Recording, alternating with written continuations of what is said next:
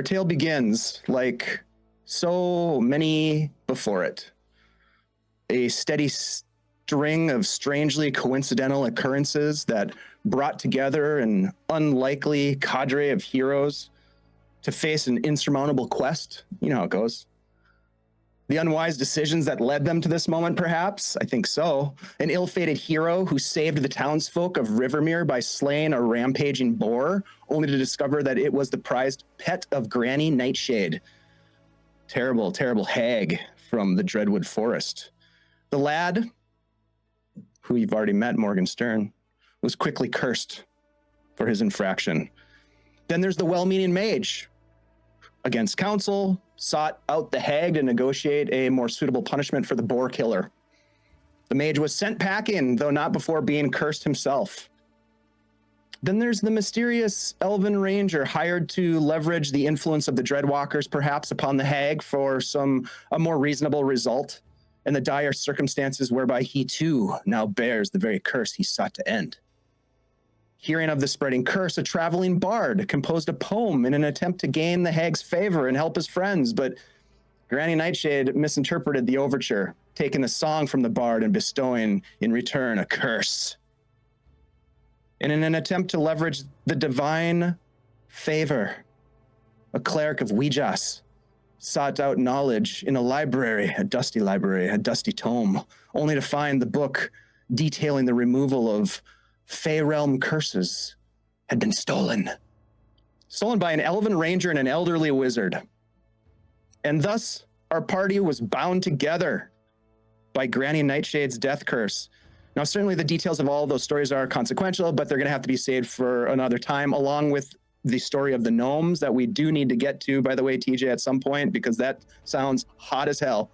For the extent of the curse, this curse has grown since this time.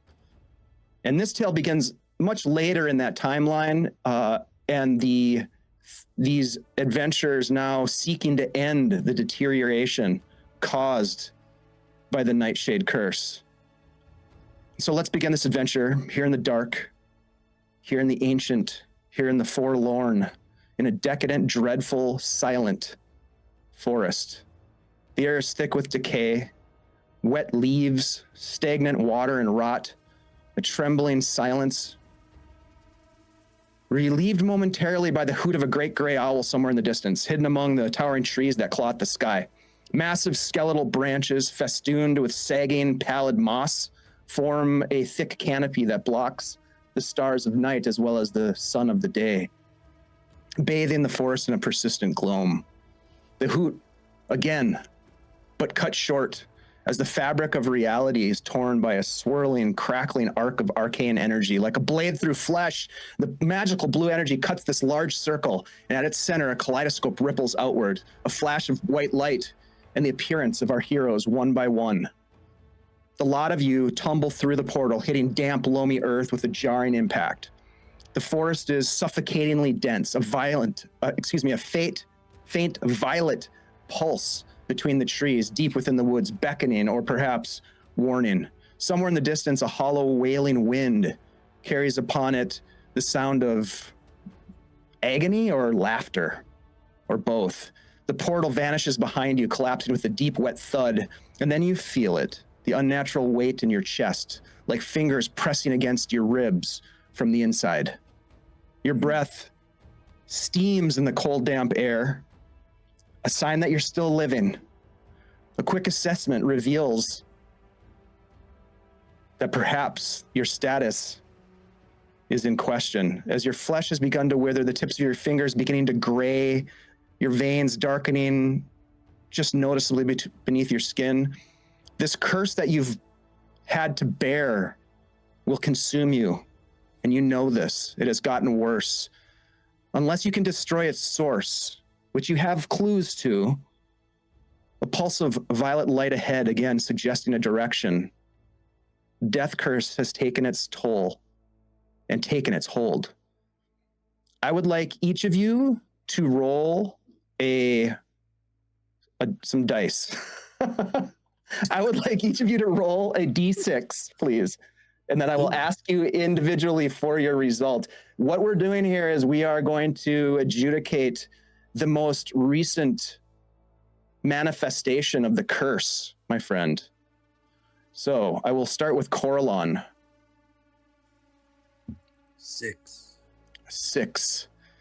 You take note of yourself, Coralon, and you realize that there's this intense pain on your back. And you turn and look, noticing it before your companions, that these skeletal wings have torn through the skin of your back and sprouted from the curse. They appear to have a mind of their own. I don't know if this is good or bad. I can give you a guess.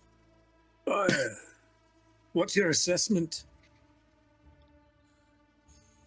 I look at the others. Do their faces give it away?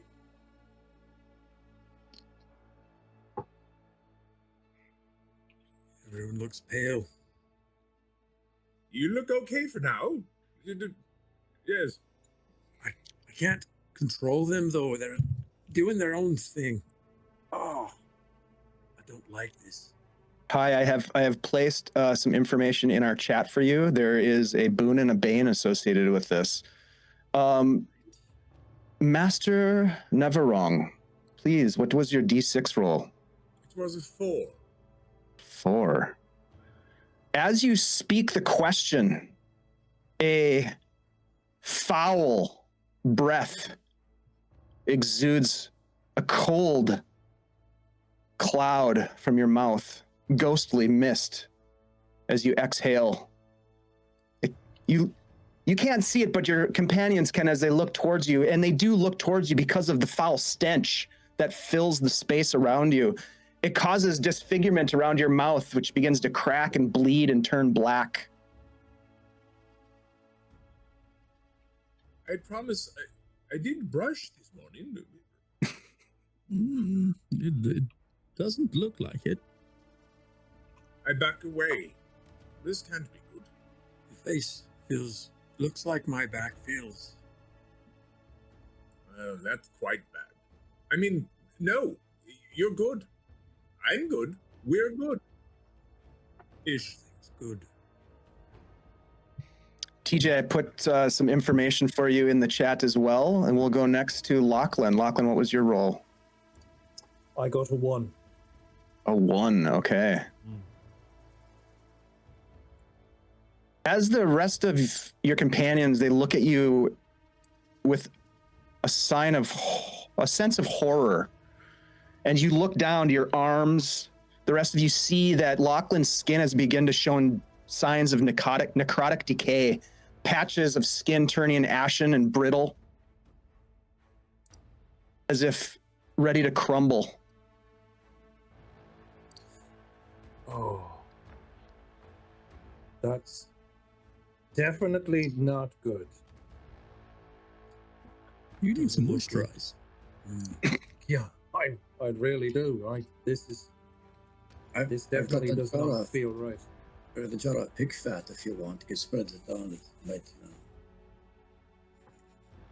Morgan, what was your roll? Yeah. My roll is... That's 3 shall be thy number. A 3.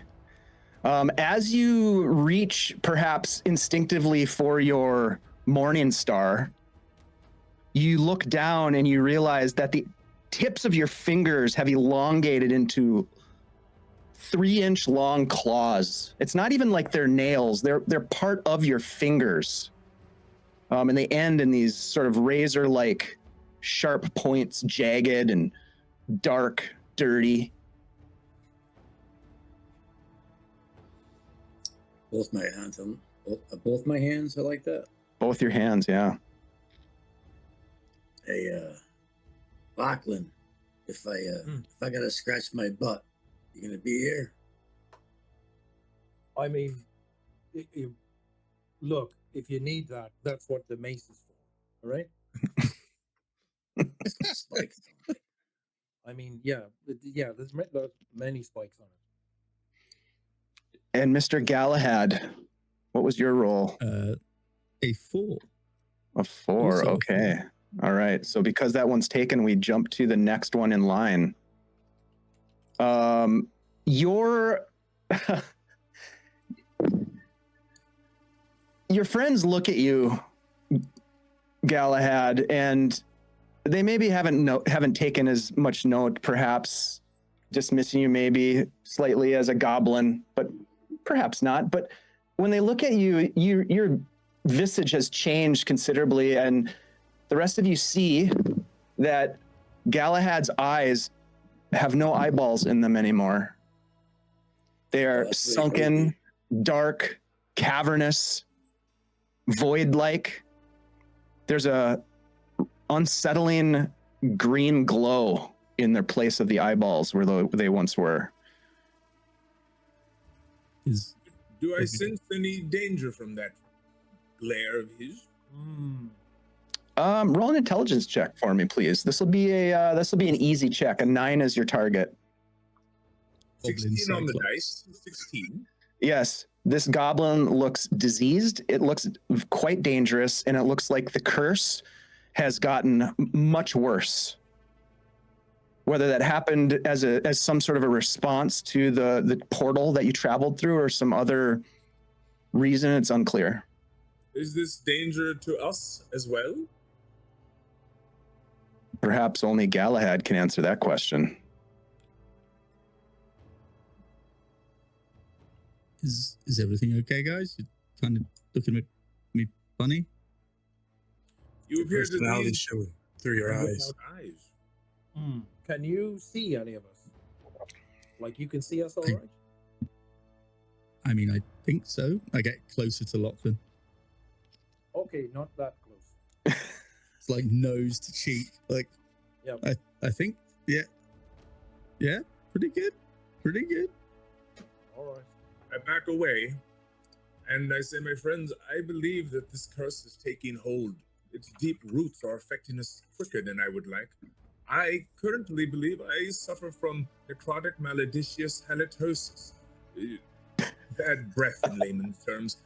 But in any case, if you were to get close to me, I'm afraid it will make you quite sick. So there's that, and I don't know what to think of the rest of you. Your wings are hardly controllable, I would imagine. Can you use them? I feel awkward, but I can't say that they're disappointment compared to what I'm seeing on a lot of you. And Morgenstern, can you still play the lute? Well, I never played the lute anyways. You see, so it's all bad, all of it. So with that in mind, let us proceed most carefully, but find a way to get rid of these things. These cannot be good and can only get worse. As you are having this conversation, Galahad, you catch a little bit of movement off on the edge of this small clearing that you find yourself in. You look over and you see this sort of apparition of what appears to be a simple woman and perhaps a companion of sorts, standing just on the edge of the light. I just point over there and point my glowing eyes in the direction of this. The rest of you instinctively turn Ghost. and see nothing. There's a woman standing there. I think it's the light in your eyes. I can't No. see anything there. And as I'm far gonna as I know, walk- I have eyes in my head, yes. Slightly forward a little bit, just to see if I take a few steps forward, is she still there? Still standing. Right there, What- hasn't Any moved. What are you motion looking towards at? me or anything? Galahad, what do you see? What is it? There's a woman standing right there. How close do you I'll get, go stand Galahad? over like near where he's indicating, like here. I'm like putting my hand out, I'm like here or here.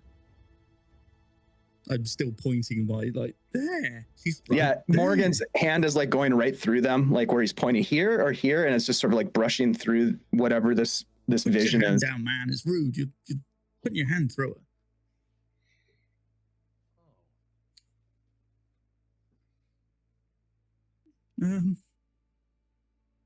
None of you can see her, right? Are there any footprints in the soft ground? Anything? You look I'll about. look around on the ground. Yeah, you all look about as Master Neverong questions, and you see only the footprints of yourself.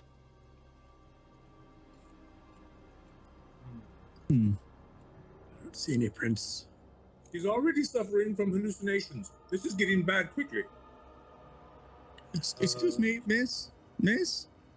Now he's talking to the...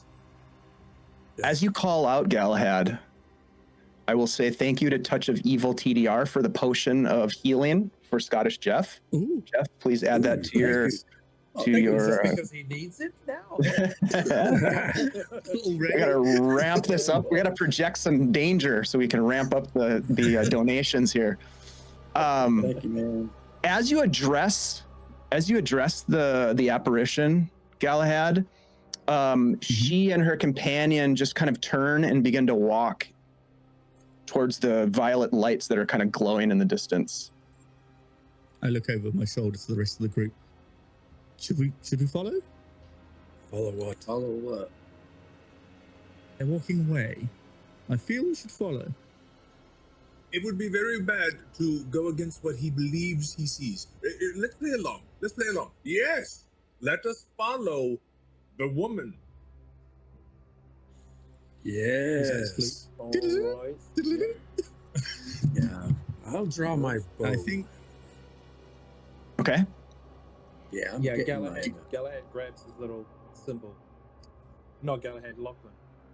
We'll kind of It's place my that- Lachlan. Yeah, we'll that a place euphemism? hand on Galahad and hold his symbol, and just be like, it's all right, Galahad. The Blessed Lady will watch over us. Is she here too?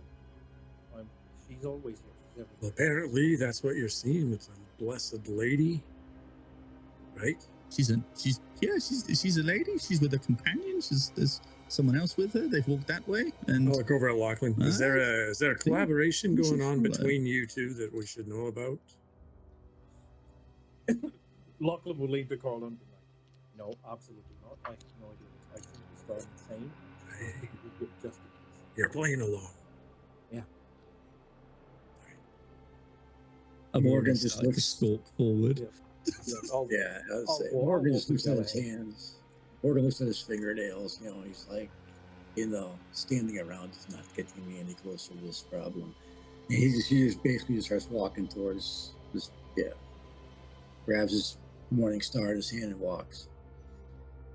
Figured he'd be point man anyways. I'm staying back. Maybe we shouldn't stand in a line or anything. Spread out Yeah, a I'm little bit, maybe. holding on to Galahad. I'm going to try and cast protection from evil on him. Okay. All right. Let's get our let's get a roll on that, please. Yeah, let's roll it up. Okay. So it's a DC 11 to cast. Yep. This is with my Your wisdom. Yep. Wisdom modifier, right? Yep. Okay. And for those of us who aren't familiar, in Shadowdark, you roll to cast your spells. If you succeed, you can keep casting them as many times as you want. However, if you fail, that spell is no longer available to you until you finish a rest. Which is fortuitous because I got a dirty 20. Okay. Ooh, Oh, dirty 20. sweet. Yeah.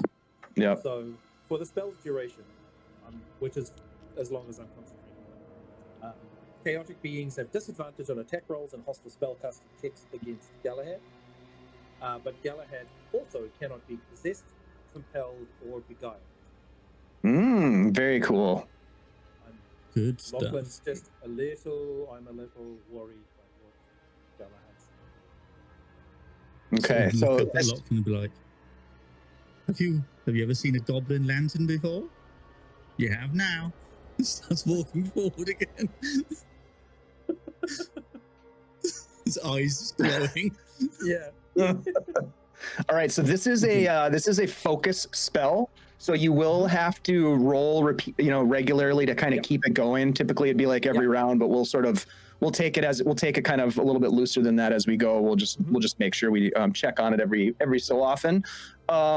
But yes, you are benefiting from that as you guys move forward. Galahad, let me ask you guys this question: in this dark space, as you start to move out, you feel the darkness kind of like pressing in on you. It's almost oppressive, the shadow and the darkness.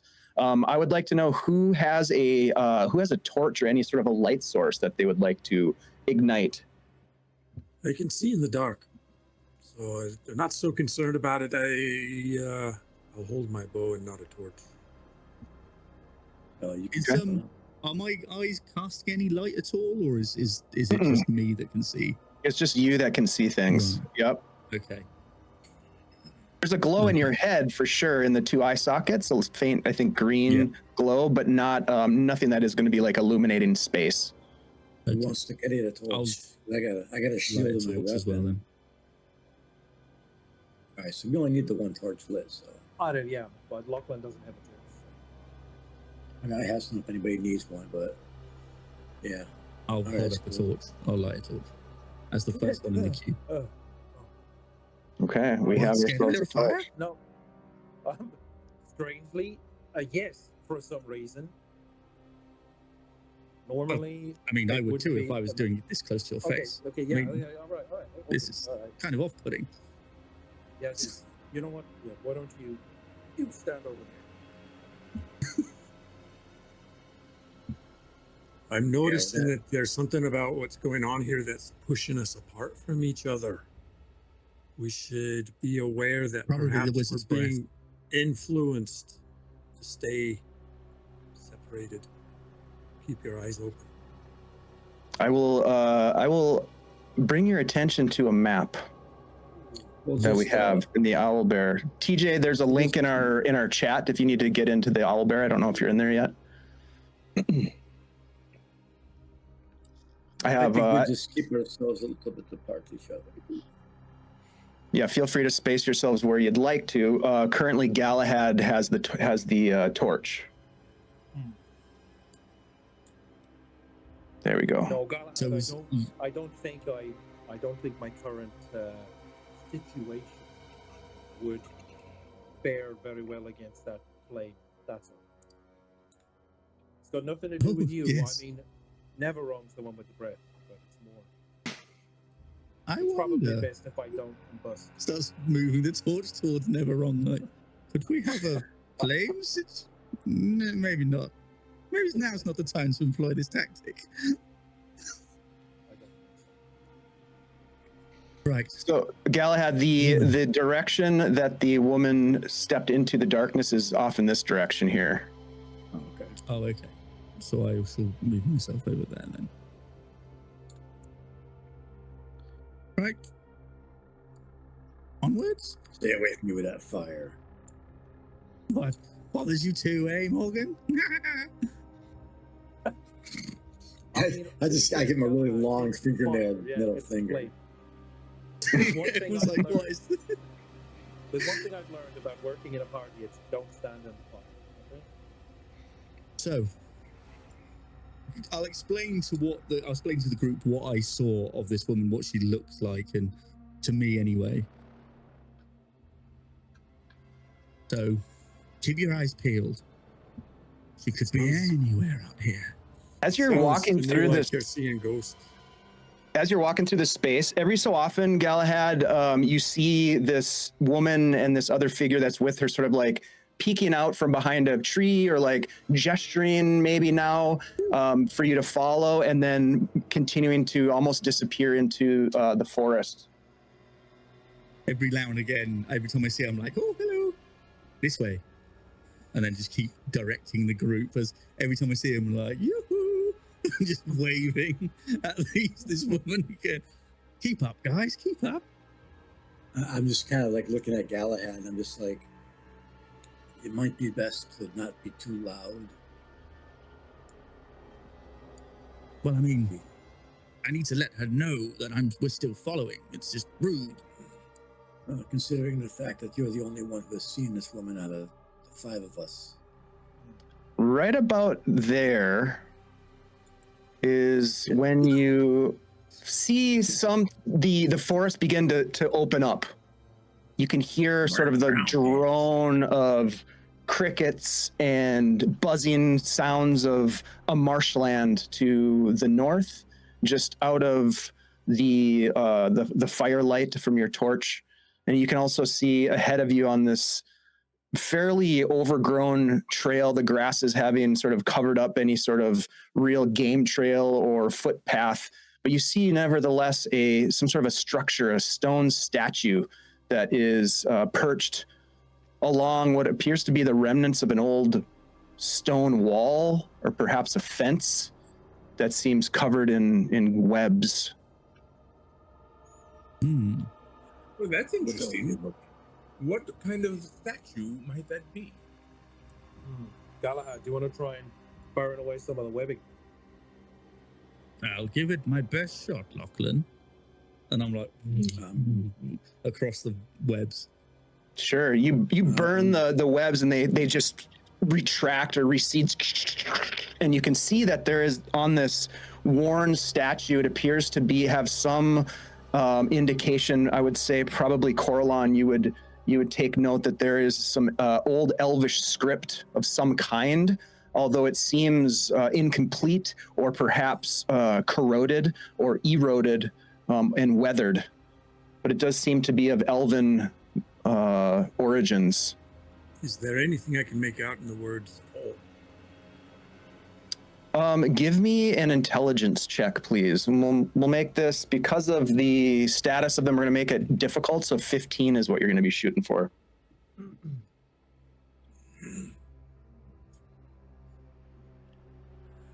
I hit a 15 on the die. I have no modifier. Oh, okay. So that's a success. Very nice. Very nice. If it meets, it beats. No, sorry. 14 on the die. I missed Oh. it. Well, then, my friend, Can I you help him? failed horribly. Can I help him at all? Because I did spend Dale Reckoning 842 dating a young woman who is a linguist at the Columbia School of Wizardry. And we went over Elven poetry. And in that time, I took a shine to it. Could I help him? Could I give him a bit of advantage or something? There, you can make your own check. Why don't you go ahead and make an intelligence check? Yeah. It'll be a 15 as your target. 13 plus 2. 13 plus 2 is 15. Okay, so you look at it, and your time studying Elven poetry and wooing perhaps this learned woman, you can make out 2 words. And as you utter the words from your mouth, as you realize what they are, you hear the words being spoken aloud at the same time, and they are "turn back. Turn back. The dead do not suffer the living." From the darkness, a figure emerges, a gaunt corpse wrapped in a tattered remains of what appear to be some long dead priestly robes, standing almost directly in front of you.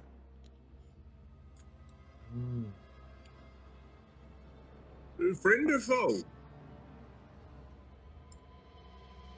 Turn back, I say. He's right there. I don't think that's an option. We are The dead do not suffer the living. Yeah, we're dying, so this is a gray area. And unfortunately, No offense to your fear skin that- color. I fear that the dead may have to suffer us for a little while longer. Does he have a particular symbol on him? One that's recognizable?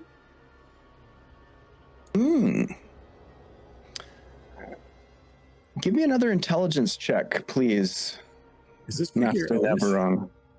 19 plus 2 is 21. Ooh, okay.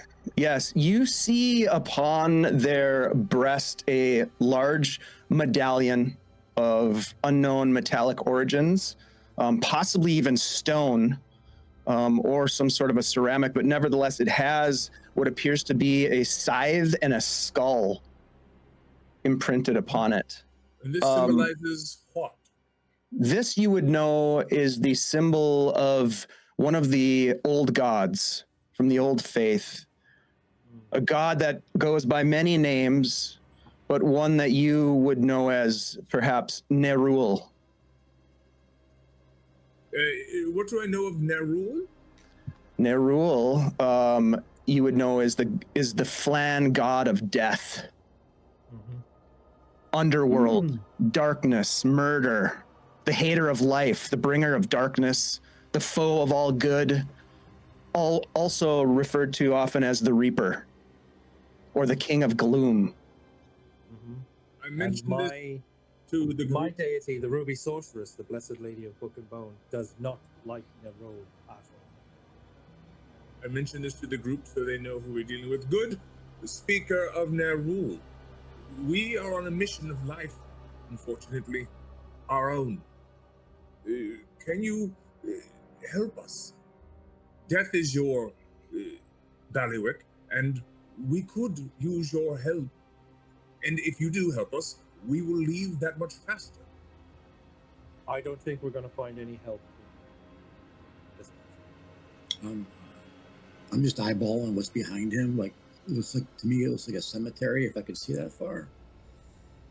You can see about as far as the light illuminates from the torch that Galahad is carrying. And yes, so I'm eyeballing that whole little open area behind him. Yeah, you see behind there. I'll say this first, Galahad. You see the visage of the woman and her companion sort of disappearing into and behind the tombstones as this encounter is happening here. I'll zoom out a little bit so people can see it. There's some tombstones there. They sort of disappear into this place. Now, Morgan, as you look upon this space, yes, you do see that there is what appears to be an old cemetery. Does any of it look like it's freshly? Can I tell if any of it's like newly laid? From where you are, it's hard to tell, but there, you look around, there's no tracks here. The headstones that you can make out in the flicker of the torchlight seem to be cracked and weathered, almost as if the inscriptions that may have been carved into them have long since been erased by time. I'm just kind of, I'm eyeballing that. I'm just kind of somewhat backing away from this thing that they're talking to and just ready for anything right now. I'm a little nervous. Lachlan is going to step forward. Excuse me. Lachlan will step forward and take out his mace and his shield and just say, forget your warning, creature. Retreat back to the darkness from whence you came and tell your lord that he will find no succor from us. Be gone. Yeah, what he said. My lord. My lord. He just starts to repeat that phrase over and over again as it gets louder and louder. And you can see behind them now, Morgan, as you look behind near the gravestones, that the earth starts to pull apart and arms start to reach out and pull these decayed, somehow magically preserved in a state of decadence and death, these individuals that begin to arise, these zombie-like creatures. And I need everybody to roll initiative, please. Hell yeah. Oh, shit. So that's a no? No then. Are we No? rolling a Not gonna D20, help right? us. We were never going to find help from this creature. D20 plus your dex bonus if you have one, right? Oh. All right, give me 1 second here. It's too late. Turn back now. I believe too late, I've got we're gonna reasons. die right now. This is the full nature of death. I'm not very well impressed. You know This is we're where we're dying heading now. anyways. Nerul uses death as a weapon. We can take him, lads. We got him. Very true. Throw the halfling. Okay. 25 to 20. Anyone in that range for initiative? Okay. 15 to 20. 15 for Galahad. God, I got a 15. Galahad. Mm-hmm. I got a 14. Okay, Morgan. Also got a 10. 14 for Lachlan. Okay. Oh, nice. 5 to or 10 to 15. Did we already do all those? 5 to 10. 8. Okay. That's not 8 for Masta. And how about for Coralon? 4. Oh, Typical. ouch. Would you roll a 2? Yes, I did. Ow. Okay. I look All at right. Coral's So companion. It'll be fine. It'll be fine. I'm in the back. Yeah. all right. Galahad, you're at the top of the order. What would you like to do? You're watching as Ooh, these okay. undead creatures are pulling themselves out at the call of the name of the Lord. And the priest is just kind of standing there resolute, their skin pulled tightly across their face. They themselves appear to be probably undead at some Okay. level. Yeah. I'm going to look at him through my green eyes and look at the priest and go, I've heard enough of this, and point my flute, which has my wand of earth and blast in it, and hit him with that. Nice. All right. Roll it up. It just says here it's instant, and I just roll a d6. You of rolled a damage. cast. So you rolled a cast. So it's going to Oh, be do a. If you look at your bard character sheet, you should have some information Yeah. there about how to cast a spell or how to use a wand. Same idea. I'll see after roll. Charisma, I think it is. Yeah, charisma. Oh yeah, I'm going blue. it's going to be 17. Oh, nice. That will hit. Cool. And that's 3 points of damage as I go and rubble and earth just goes onto him from the earth. Okay. Anything else that you want to do? I think I'm going to just step over to here, just by the wall there, get a bit of cover. Okay. Just up there. Sounds good. All right, Morgan, it's your turn. Morgan's just, he looks right at, he sees these things rising up out of the ground or coming from Thank you, Carnage. space. Jeff, you also have an advantage from Carl. Thanks, Carl. Hey, thanks, Carl. Appreciate you guys.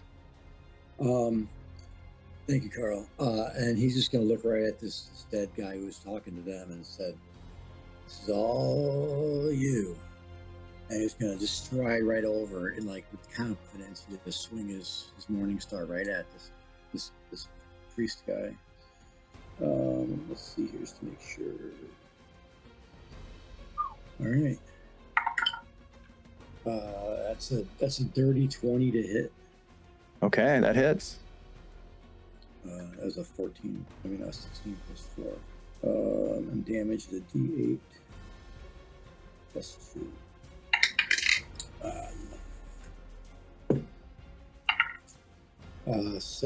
8 points of damage. Okay. And that's out at the priest there? Okay. Right. Yep. All right. Sounds good. Yeah, you crack him with your Morning Star, and it sort of like swings in and kind of goes through him a little bit. But you do see him wince. Anything else? Do you want to move or do anything else? Seeing as I know that they don't get like an attack of opportunity, I'm going to. It looks like this is kind of like a choke point. What's over here to the right? Is that like, you know, where I was, like right over here? What is all that? Grasses and shrubbery Okay. and the like. So it's not gonna stop anything. I'm just gonna stand right here then. I'm just gonna back off a little bit and then get ready to swing again. That's my turn. Okay. Lachlan, what do you want to do? Including unmuting yourself. Bonus action. Bonus We action can to move. unmute. We have an emote for that. Yeah. I have a quick question. In the Shadowdark system, is it possible to hold an action? Not really. No, they don't have that. Yeah. Yeah, no, that's fine. And in which case, I am going to. I guess I'm just gonna. Yeah, I'm gonna smack this dude with my mace as well. You got it. Morgan had the right idea, and Lachlan cannot abide this heresy. That's a point. Mm-hmm. So that's a +2. That is a 17 to hit with the mace. That will hit. And the damage is 1d6 plus. No, it's just 1d6. So that's 3. 3 mace damage. Oh, all right. Great, sure. Bang. Very cool. As you slam into him, describe how you kill this guy. Ooh. Mm-hmm. Yeah, I think Lachlan just strides forward and just says, "My blessed lady is the guardian of the dead," and just stove his head down into his neck. Yeah, his head just splits. Yeah. His head Even a splits short shot. open, and he kind of drops to his knees, and blood and other fluids leaking out, cerebral fluids and the like. And he just kind of looks up and he says, "You know not what you've done, Lord, my Lord, Faithril, Balthia." And he just falls and lands face down, and that's when you hear the groaning of these creatures behind him that appear to now, in response, lunge forward. Lachlan, you can move if you'd like, or you can stay put, whatever you'd like to do. I think. No, Lachlan is going to stay beside Morgan. Okay. Yeah, after like as they're rushing forward, he's going to prop himself up against Morgan. Yeah. Give Morgan like a little. I just, I look at his mace, I look at my morning star, and I give him a nod of approval. Okay. With the nod of approval, the rest of these creatures are going to start to move forward, climbing over the fence. And let's see here. Coming in. Make close indeed. We make close indeed. Oh no, it's the cavity creeps.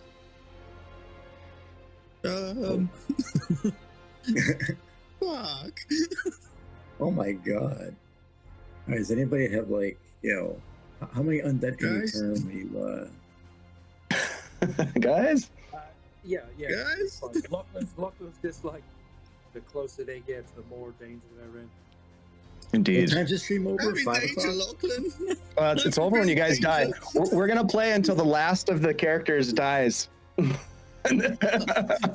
yeah, Might- See you soon. Yeah, a solid Yeah, let's end 20 minutes. This horde, having been maybe unleashed as their master was slain, is now coming your way, climbing over the walls. This whole thing. Take 'em. For our motion cap players, you know how that is. Coming in with all of the stuff, and they're gonna start taking some attacks on you guys. So first off, we'll start with number one. Number one climbs over and is going to attack Coralon with a claw attack. The safe wardens run. That is going to be a total of 10. I don't think that's going to hit you. Yep. Nope. All right. So I will split this up a little bit. Number 2 is going to also attack you, Coralon. Back off, ugly. That time it's a dirty 20. Close. Yep. For 3 points of claw damage. Just got those And let's see. Number 3 is going to attack Galahad for 17 to hit Galahad. That will hit. Yep, that hits. Okay. For 1 point of damage. Number 4 is going to attack Morgan and is going to miss with a 7. Number 5 is going to attack Morgan and is going to miss with a 9, I'm pretty sure. Number 6 is going to attack Galahad is going to miss with a 6. Number 7 is not in a good position. Well, number 7 can go here for Galahad. That is a natural 20. I apologize, Galahad. I'm going to roll twice. That's fine. That's going to be 4 more points of damage. 8 is going to attack Morgan. That's going to be a 16 to hit Morgan. If it meets, it beats. Okay. For 3 points. Number 9 is not going to get an attack, and number 10 is not going to get attacked. Number 11 is going to attack Lachlan. And that is a 17, Lachlan. Okay, yeah, so that hits. Okay. 4 points of damage. So that's it. That's all that they have. So, yep. So we'll go next to Master Neva. Wrong. Sir, this does not look good. What was that name that he spouted as he was dying? My lord, what was it? Give me an intelligence roll quick. That's never wrong. We'll make this normal roll. 12 is your target. 10 plus 2, 12. Okay. Yep. It is Lord Faithril Velithir, and I will put it in the in our chat so you have that because that is a mouthful. Here it comes.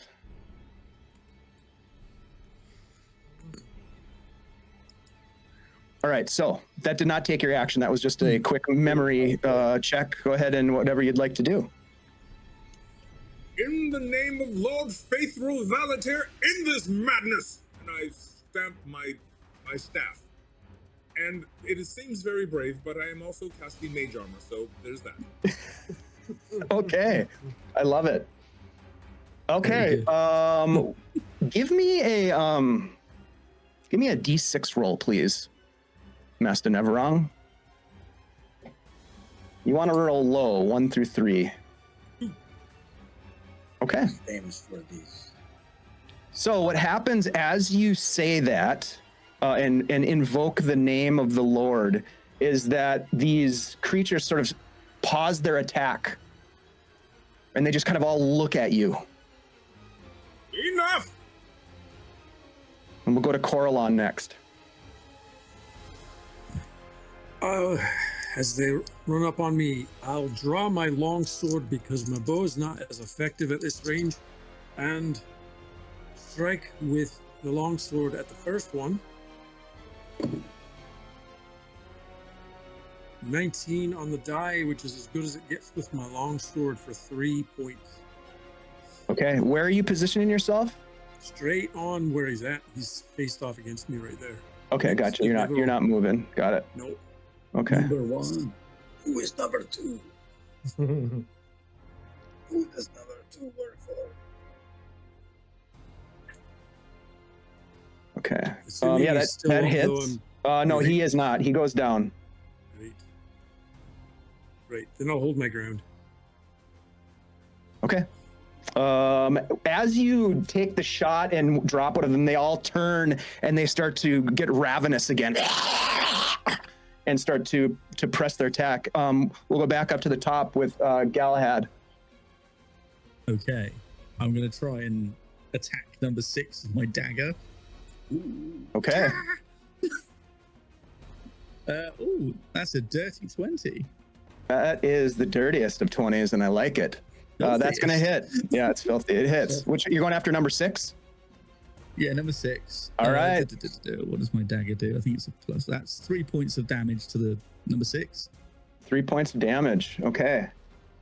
And just remember, when you're doing damage, when you're rolling damage in Shadowdark, you don't add any bonuses to it. It's just the unless your character sheet tells you to. Just FYI. So it's just the straight roll of the +1 to the dagger. Yep, that's to hit. On my character. +1 to hit. Yep. Okay, so it's just 2 points of damage then, not 3. Okay, That's 2. fine. It still does the same effect as that zombie goes down at your feet. Yep. Can I cast anything after this, or is that my action? No, that's your action. Okay, perfect. Yep, but you can move and you can say some epic shit if you want to say some epic shit. That's always a free action. No, I'll stand my ground and we'll just go and scream in the goblin fashion. Okay, let me ask you a quick question. What did you do with the torch? I've still got it. Still Okay. got it in one hand. So you got my dagger in the other. stowed your flute. Flute's between my teeth. So you're. Ah! Yeah. All right, I love it. Back. Yeah. Look at the size of that goblin mouth. Damn, that's impressive. Okay, cool. That brings us to Morgan next. My flute. I'm not even going to touch Morgan. that one. I'm not touching that one. This is for children. That's what she said. Yeah. Yeah, Morgan, what do you want to do? Morgan is just going to pivot after seeing the priest go down from Lackland, and he's going to kind of just stay where he is. He's going to pivot, and he's going to swing his Morning Star at number 5 to his Okay. Okay. D20. What do I get against? 8, 12 to hit. That hits. Damage is D8 plus 2. 5 points of damage. Okay. Yep, that one goes down as well. Which one was Yeah, that? That was number 5. Number 5, yeah. I just Yep. Okay. I just probably the mace probably just crushes some of his bones if it's more skeletal, and then I just pivot back and I look at number 4 and 8 because they're the ones right there. All right. Sounds good. We'll go to Making Lachlan sure. next. Okay. Lachlan is going to step over the body of the dead priest and will hold up his mace, which has the holy symbol wrapped around its hilt.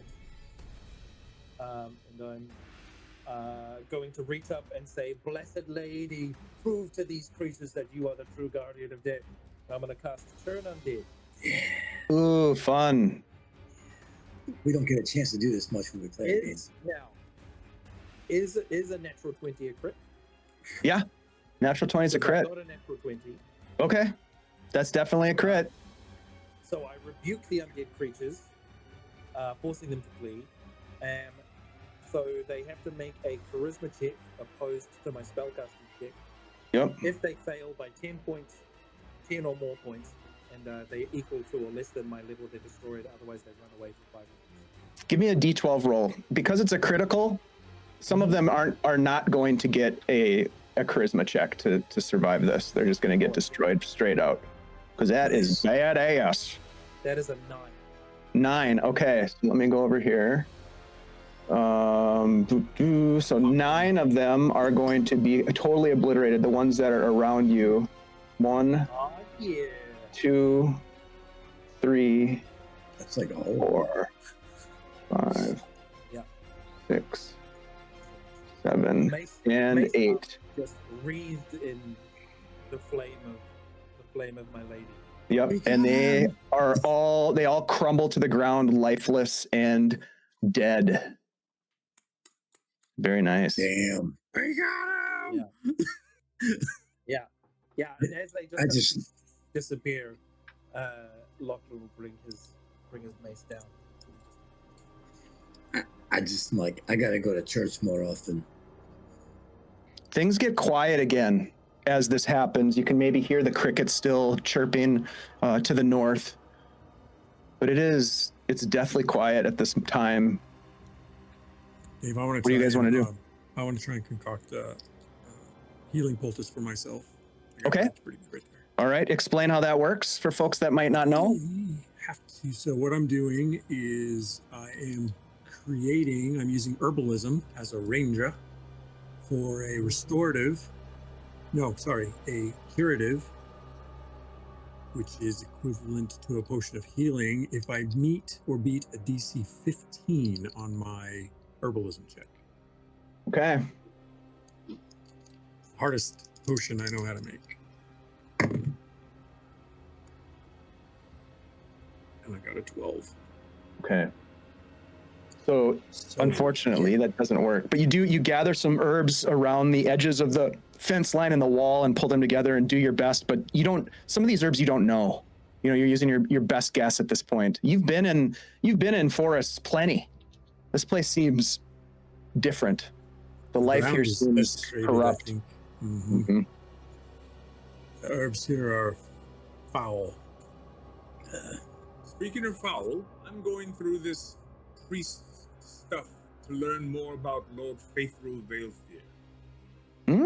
Okay. Hmm. You rifle through what little they have on them underneath their robes. They do not have a weapon. They do not have. All they have is the holy symbol of Nerul around their neck. But they do have a small pouch. And as you open the pouch, you find that it is filled with various sized teeth. There's also a small piece of parchment. That I examine. And I hand over the holy symbol and the teeth to Lachlan to do what is done with such thing. Okay. As you look at this scroll, do you unravel it and read it? Yes, but I use implements, so I don't touch it. Ah, yes, implements. Of course. All right, so you spread it down with some implements on the ground, perhaps, and open the scroll up as best you can. And it has but 2 sentences upon it. It reads, "The curse spreads with every breath. The source lays beneath Lord Veilfear's resting place." I read this to those who are not well versed in the reading. I'm just looking at him. Do you suppose he's buried in this crypt or the cemetery here? I don't know. I mean, just kind of looking around while they're doing this. I'm kind of scanning, looking to see if there's any more structure in the immediate area. I'll light a torch. I'll put my mace on my thing and light a torch. Are usually buried in larger plots, no? Let's start there. Good idea. Galahad, do you see any other friends of yours poking around from behind the tombstones or pointing the way? Galahad, do you look to see if you can find them? I will look again to see if there's that woman comes back or if anybody else is looking around. Okay. And you still have your torch going, obviously. I do. Yes. I still Okay. have my torch. All right. Let me. There we go. All right. You do not see them at this moment. They disappeared somewhere ahead in this old graveyard. As you guys poke about, give me let's get a round of wisdom checks, please. Target is a 12 on these. Where's my strength? Advantage. 12 on the dot. Okay. I'm not very wise. I am preoccupied with dead bodies. 11. 11. Okay. So we had 1 success. 5. All right. So, Lachlan, as you are poking about actually, what do you do with the teeth? The teeth, I will scour out a piece of the earth and place the bag of teeth in there and try and perform some sort of ritual to ask. I will ask the blessed lady to deal with these. Yeah, I can't concentrate, but it is as much as a priest can. Realistically, ask the blessed lady to return these. Yeah, you, the rest of your companions, hear you either loudly or muttering the prayers that you have at your disposal, and you carve out a space to bury essentially these teeth. I will check to see if these dead bodies are missing teeth. Yes, we'll come to that in a minute. With that perception check that you succeeded on, Lachlan, you see that there is, as you kind of cover up the earth where you buried the teeth, you look over along the fence line and you see that there is what appears to be a moss-covered satchel. Kind of large, actually. Fuzzy stack. I'll look up, Morgan, Carlin, as they Looks like there's something over there. Let's go check it out. Where is it? Yeah, it's right. It's right there. So, yeah, don't worry about the map for the moment. Yeah. So you get this satchel and you open it up, presumably. Inside there's a vial of clear liquid. Lachlan, as you examine it, it appears to be perhaps holy water. There is another vial of a sort of a light-colored liquid that you would recognize as a healing potion. I'll give that one to Galahad. Bleeding. There's a second. I'm in trouble. There's a second potion of a deeper crimson, which also appears to be a healing potion. And there is bundled up in some leathers what is unmistakable as a silvered dagger. There are scrawlings on parchment that are indecipherable. They appear as though either they were written and it's hard to even say that that it's written word. There's just scratches and like strange scrawling.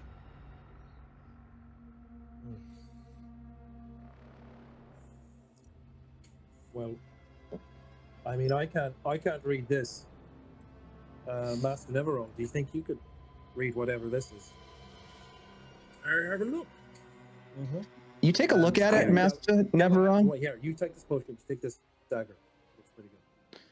You look at the parchment, Neverone, and it's illegible. But one thing you do pick up is that it appears as though perhaps it's the same, because you would know these things as a wizard. The quality of the paper, not that it's high quality, but just the quality of that paper matches the parchment that was in the cloak of the priest. Is the writer of this also left-handed with arthritis? It appears as though that may be true. I share this knowledge. I don't know anybody named Arthur.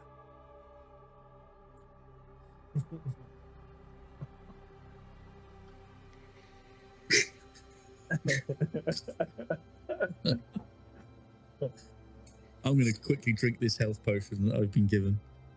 Yeah. Which I'm one? Bleeding out. Which one are you lighter drinking? one. The lighter one. They were Yeah. good. Okay, so that's a level 1 healing potion, so it'll be a D6.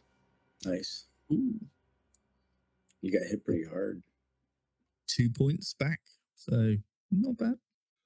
Up to 7. We need to find those. Coralon. Oh, sorry. Go ahead. Go ahead. Coralon, what are you doing? Well, this is all taking place. Morgan said something about looking over here, but I don't know what we're looking for. I don't know. We're looking for the resting place of Lord Faithful Veiled Fear.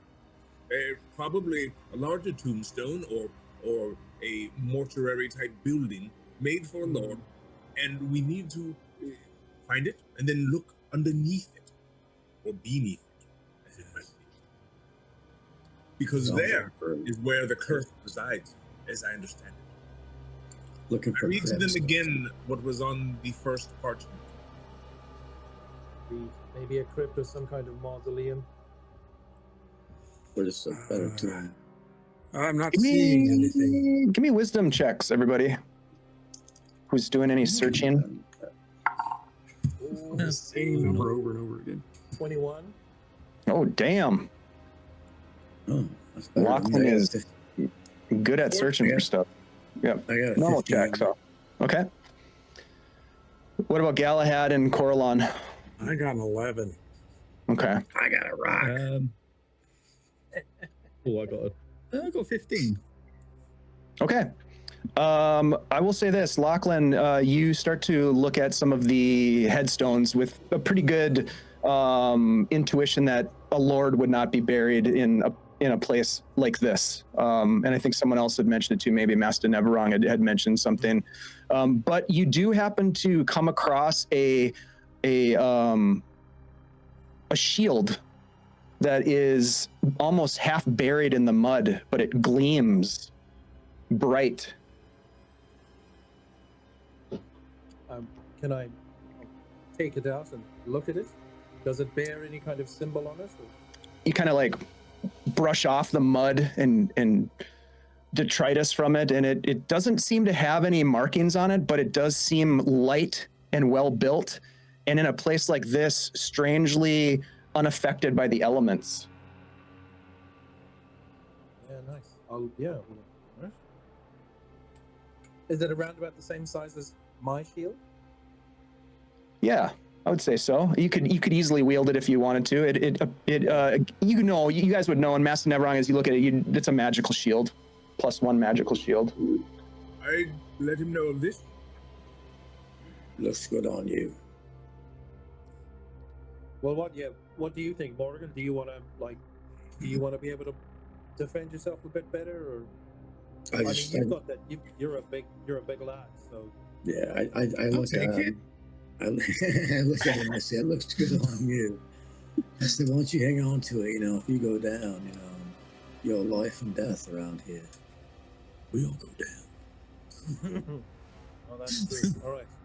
Hey, Goblin, perhaps you can use the one that Lachlan's not going to carry then, that he's replacing it with. Do you know, Galahad, are you trained in using shields? Do you know how it works? No, I have no idea. I would just maybe this and just sort of like stands there like never 10 this way. No? No, this way. Never this way. No, this way is recipe for a this broken way? shoulder. Yeah. You know what? Just Okay. in fact, I had a teacher who said the best defense is just to not be there. So I like this strategy much better. yeah, maybe let's not do. You know what? Don't weigh yourself down with a shield. It's just it'll throw off your balance. You don't know how to use it. You can't wield it. So I'd probably hurt myself even more. So, can I just ask, DM, the silver dagger that Lachlan gave me, is that magical? You don't know. It's unclear. I mean, it doesn't appear to have any, it's not glowing, for example, or there's no obvious indication of any powers there's to no it. orcs nearby, so it's not good. Correct. Hold it to myself. I didn't know all this time. I shall call you Butter Knife. It's a fancy dagger. Keeps all right. Well, we need to find where this man is laid to rest, because supposedly, for some weird reason, that's where we're hopefully going to find our prize. But I don't know where to go. You guys do some searching about, right? And you're looking for this thing, and eventually you do see, we'll say, Galahad, as you sort of walk this way a little bit. You can see that there is what appears to be maybe a bridge. Ooh. I found something, gentlemen. All right. Diddle-doo.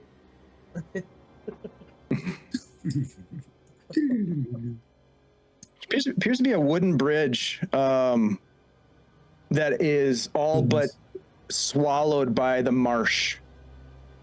Ooh. This right here, just to kind of orient you guys, this is water here, like swamp, like murky swamp water. Your classic brackish swamp water. Yeah. Kind of green film. There are bugs flitting about, insects flying over the top of it. It smells like sulfur and decay. The algae bloom. So, who fancies a clip clop across that bridge, eh? Yeah. That seems almost racist coming from you, Galahad. Hey, Dave, can I try to assess the general health of this water or danger of contact? Yeah, absolutely. Give me a wisdom check. It'll be a normal check for you. Morgan's going in. I'm telling you what, the reason why I'm primarily a game master is because my dice suck when I'm a player. I've heard you say that Every before. Yeah, I've seen that to be true. 5. It looks like a lot of swampy water that you've seen before. The only thing that kind of gives it. I have advantage on like bushcraft and tracking. Oh, yeah, that would apply here for sure. Let me just try Yeah. this. Might as well just see if I can roll the same. Oh, how about a 1? Ooh, neither of them are great. But what I was going to say is that this doesn't look much different than some of the swampy areas that you've seen before in your travails. But I will say that there is what appears to be some sort of a weird, almost imperceptible glow from deep beneath the surface. The Galahad, I don't know if a clump, is that what you said, is the best idea. Are there any Flopping like across it. any kind of fist-sized rocks that are? Oh yeah, for sure. Absolutely. Can I pick one of those up and cast light on it to illuminate it? Sure. Yeah, go ahead and roll to cast. Cool. Oh, okay. 12. Just. Okay, just did it. So it lights up for an hour, but I'm going to hand it to Morgan and just be like, here, why don't you give that a hit? Roll that across as far as you can, see if it lights up anything on the other side. All right. I'm just gonna, with my shield a little bit loose in my hand and grab the torch, and I'm just gonna grab that stone and I'm just gonna give it a nice hefty toss. Try to, at least, as far as I can over to where I can see with the torchlight itself. I can see like some of the other part of the bridge. Sure. And I'm gonna try to throw it past that. Okay, yeah, not a problem. That's only like 30 or 40 feet. Give me an. We'll go. This is going to be an easy strength check for you. Strength. All right. Yep. This is not So considered. a 9 is your target on this one. Yeah, easily 11 without any bonus. Okay, so you throw it across, and you can see immediately that there is a dry land on the other side, and there is some sort of a large structure that's looming in the shadows. Aha! All right, I have an idea here. I've got So these that's wings. You can fly across? I can give it my best try. And if I fall in the water, at least you'll know the danger of it. Can I attempt to use my presence to inspire Coralon? Do you have an ability that does that? You're a I bard, have an right? ability called Inspire if I succeed my check. Then yes, you can. Go for it. And that's a 15. So I will inspire you, so you now have a luck token. Oh, What is that? So it's better than advantage because you can use it to re-roll after the fact. Advantages you have to say you're going to use them ahead of time, but luck point you can use after the fact.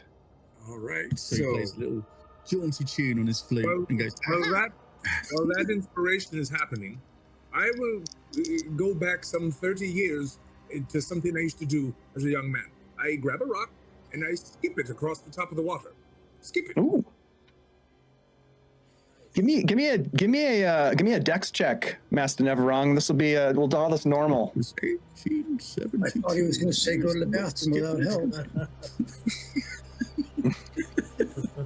All the ladies loved it. I rolled a 17. 17. How many times does it skip? 17 times, obviously. A solid 5.5. Okay, a half. 5.5. Yes, and I'm looking to see if it disturbs anything or if anything is interesting. Because I know It's that interesting. in some places there are things that live on the edge of poor water. It is quite interesting as it skips 5 times across the surface, and just as it's about to skip the 4th time, a hand reaches up from the water and grabs the rock and pulls it back down. And the ripples just kind of reverberate outwards from that I spot. snap my head as quickly as the 70-year-old can to see if anybody else saw that. Yeah, I saw Just that. whiplash. Yeah, I mean, yeah, I definitely saw that. Okay. So, I guess it answers the question for me too. If I fall in, If perhaps If you we fall should in, it looks find a like different something's going way. to catch you, so I guess that's good news. I suppose so. maybe, I mean, maybe Lachlan always looking on the bright side. you think maybe you could fly one of the smaller ones over, like the goblin or the halfling? I wouldn't. I Arrows. really wouldn't push the luck for someone else. I'm having a hard enough time of it. Grabbed. Shouldn't we go fishing first? Shouldn't we get them to come out rather than us go into their domain? I would much rather fight on the shore than knee deep in the water. Look, I mean, we'll probably be up to here in the water, Lachlan, to be quite honest. No, that's exactly it. These folks, maybe not. But you and I, we're fucked, buddy. Yeah. What's your plan? It never went wrong for bringing them out. I don't know. Distraction. Something in the water that moves and then make it back up so that they chase it out. I look at Galahad. I don't think Maybe. Galahad. I look. No one next to me look back. I look at everybody else. Maybe if we all skip stones, he can't. I kind of look at I look at Lachlan. The priest that we dealt with back there, he wasn't undead. He looked like it, but he wasn't. Best as you could tell. Yeah, Best that's as we true. could tell. Hmm. Morgan, why don't we just grab that poor sod's corpse and just huck it into the water about 30, 40 feet up there? See if we can distract it long enough to get across. Does anyone have a length of rope? No. No. I mean, I don't know if this would work, DM, but again, I have a wand of earthen blast that creates rubble of 5 by 5 foot. If I cast it in the middle there, could that work as like a stepping stone? Or is that- Absolutely. Yeah. Go ahead and give it a try to cast. Yeah, Like roll to leader on cast. the leverage? Okay. Yeah. Yeah. So you want to meet or beat an 11. Ah, Okay, I got a 17. okay. Yeah, absolutely. So you're able to quite easily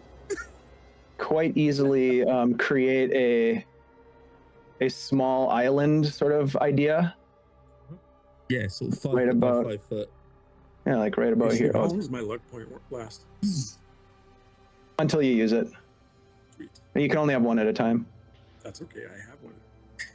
Yes, you do. Rise! Rise! As this earth starts to go. Rise! Okay, so I'm you just got kinda a little looking at- stepping stone there.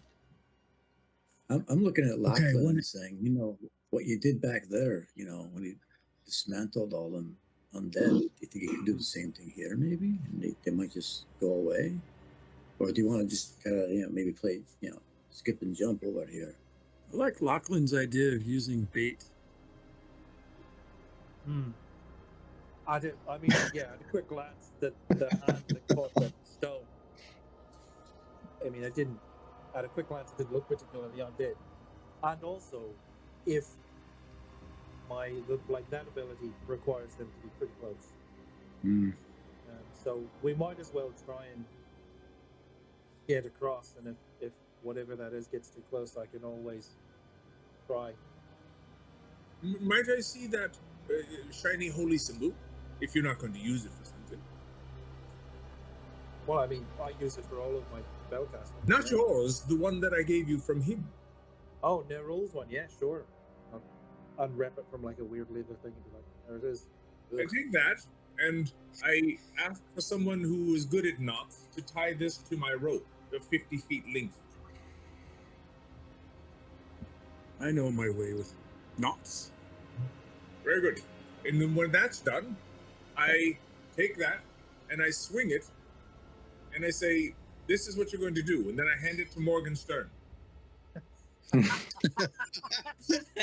What are you? you're going to throw that out there into the water and then drag it back. It's shiny. And wait for a tug.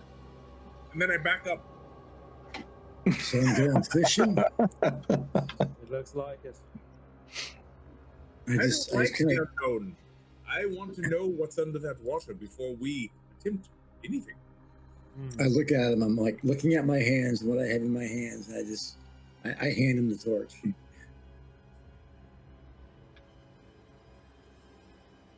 I take that torch. And if you you prefer, know, I Morgan, got the rope. Yeah, but if I prefer, I'm better at hunting and fishing than you are, as equally better than you at throwing a dagger. all right. I literally kind of like relieved. We'll go over to Coraline and hand him the rope, and I say, well, you know, just like in the river mirror, I will do what I do when I watch somebody else fish. And I go into my pocket, and I pull out a bottle of Malort, and I take a shot. Do you then shoot yourself, or because it's Malort? So DM, I'd like to use my ranger skills to do the fishing in this particular instance. Sure. Yeah. Please Give me do. advantage because it's Yeah. fishing. Go ahead and we'll go with a wisdom check. All right. Well, I rolled the exact same thing on both dice, but it was a good number. I have a total of a 19. Okay. Nice. I was going to say it'd be a hard check, but it still succeeds. So you splash that in and you start to feel a tug on the rope. I set the hook. You pull back on the rope. I need you to make a dexterity check, please. Can the rest of us jump in and help out? Be like, grab it. Ugh. Yeah, in a second. We'll see what happens here first. Natural 20. Okay, yeah, you pull it back and you pull so hard and yank it back. It comes back and there's an arm severed at about the elbow that's just attached to it and it just flops on the ground like a dead fish. I'm Beowulf. Quick, what kind of arm is that? Is it humanoid? Is it bigger than average? Sea bass. What are we looking, what are we looking dead. at? Is it an evil sea bass? Yeah, can I try and hold it down Angry. with the mace? Get a look at it? Absolutely, it just stops flopping. It just looks like an undead arm. It looks like it's been soaked in the water. It looks like the skin might even be able to almost come right off of it. Filleting it should be easy. I relate all of that. I'm like, yeah, it looks like dead. I mean, the skin would come off, so filleting it's quite easy. But it's definitely undead, so whatever that is. You figure there's more than one, perhaps. Well, Just a bunch of them like there was in the cemetery. do we still have the bait? Possible. We do. Perhaps another throw. This suddenly became a fishing game, fishing simulator. Undead fishing is what we're doing now. Trying. Yep. Catch them all. Yes, we know that there's a mausoleum over there that's beckoning for us, but you know what? We're gonna fish because that's 17. yeah, That's one thing I've learned. Yeah. 17, I'm in my element. yeah. You get another tug on the rope. Absolutely, you do. Why wouldn't The you? hook, right? Yep. You just yank it out, and it's a little bit heavier this time, and it sort of pulls you forward. Give me a dexterity check. Oh, Oh, Paradise. this is Carl. This will be a hard check. 15. I'm using my luck. I Okay. need to go in there now. I know. Total of 13. 13. 15 was your target. You watch as Coraline gets pulled with the rope into the water, splash, this massive splash in the water. Morgan, give me a constitution check. Or excuse me, Coraline, give me a constitution check. Guess I'm first out. I'm right there, so my next move is going to be to grab him by his bootstraps and rip him out of there. Yeah. That's good. That's 18 on the dice. Okay, so you 18. instantly you're holding your breath as you get pulled into this murky water. Morgan, you can make an attempt. Sure, give me a quick dex check. It's going to be hard. 15 is going to be the target to grab him because this happens pretty quick. Is this considered? It says because of my claws, dex checks for precision tasks at disadvantage. I wouldn't consider this a precision task. You're just trying to grab a guy. All right. Well, in that What's up, case, Folk and Myth? Welcome. I got a 16 total on after the my bonus. Okay. Yeah. So you grab onto Coraline as he is being pulled into the water. Coraline, obviously you can let go of the rope if you want, but you get pretty much submerged with Morgan grasping onto your boot. Yeah, I'll work with my ally to bring me out of the water. Okay. I rip We're him out and I fishing. say, I'm just like, don't you know people from Greyhawk can't swim? I've never been the bait. You know, my years prospecting for the Dreadwalkers, I was never the bait. While all of this is happening, I'm looking for motion that isn't our allies. You look about, and other than the ripples on the surface of the water from the ill-fated fishing trip, you don't see any other motion. Although Galahad, as you look across, Galahad, towards the, I'm just going to project something here. As you look across towards the mausoleum, you see the woman and her companion they're just kind of standing on the other side by the bridge, just looking at you. They're back. Let's go. Starts rushing forward. I'm standing there soaking wet. I'm thinking they're not necessarily on our side. What do you mean? Trying to get us to cross that water and bringing us to the cemetery here. Look at all this. I mean, You're bleeding, I'm bleeding. I'm wet. I look at Coraline and I say, every moment we waste, we're dying a little bit more. And I step back and I just take a run and I get right along to that edge where the wood is starting to go in the water, and I leap out to that sandbar that he made. Yeah, it's like rocky. It's like almost like a boulder, like a big stepping stone boulder that you can jump out to. You're gonna jump out there, Morgan? Yeah, but I don't jump again. I turn around and I reach my hand out and I say, "Come on, let's go." I'm trying my wings. Ooh, all right. Let's do it. How does that work, Ty? I see Morgan run and jump there on the sandbar, the rock bar. And I take a few steps back, and then I run at the shore and launch myself in the air. All right. Give me a dex check. A disadvantage to control the flight. It's going to be a normal roll, 12. Okay, normal roll. Well, that was a natural 20, so 22. Was that it with disadvantage? Oh, disadvantage, it's a 13. Yeah. A 13, but that still beats a 12. So yes, you are able to glide yourself with your spectral wings towards your destination of choice within approximately near, so 30 feet or so. So that's definitely on the other side of you can make it to the other side. Yeah. I shout out, "Oh, but I be praised. This is glorious." And I land and I say, "I have my own deities." All right. So I'm going to make some assumptions here that the rest of you guys follow suit, jumping across the chasm onto the stepping stone and then onto the other side as well. yeah. We'll kind of move on from there. Yeah. Yeah. Okay. So I think what we're going to do now is, because we haven't taken a break yet, we're going to go ahead and take a quick break because I need one. All right. And then we'll come back and resolve what happens next. So, hey, everybody, thanks for hanging out with us. And thank you for the support for the St. Jude Children's Hospital fundraiser. We really do appreciate you guys getting involved. It looks to me, let me do a quick check, that we are at $22,405. There are a bunch of opportunities for you to influence this game here as we explore the next phase, including all kinds of things to help our characters out. So we'll be back in just a couple minutes. Stay tuned. We'll see you shortly.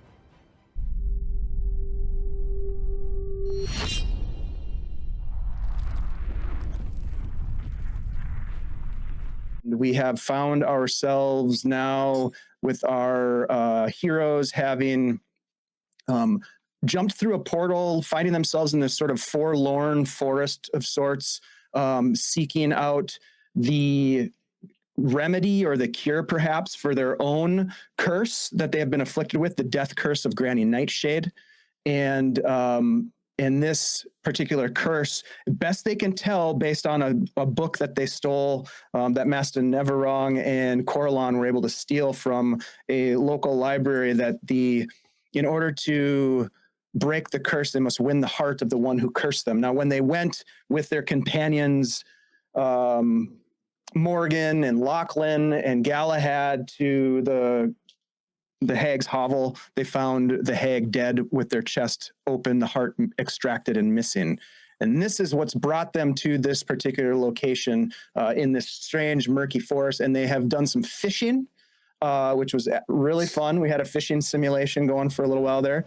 And now they have finally approached this mausoleum of sorts on the opposite shoreline, over a sizable murky water span.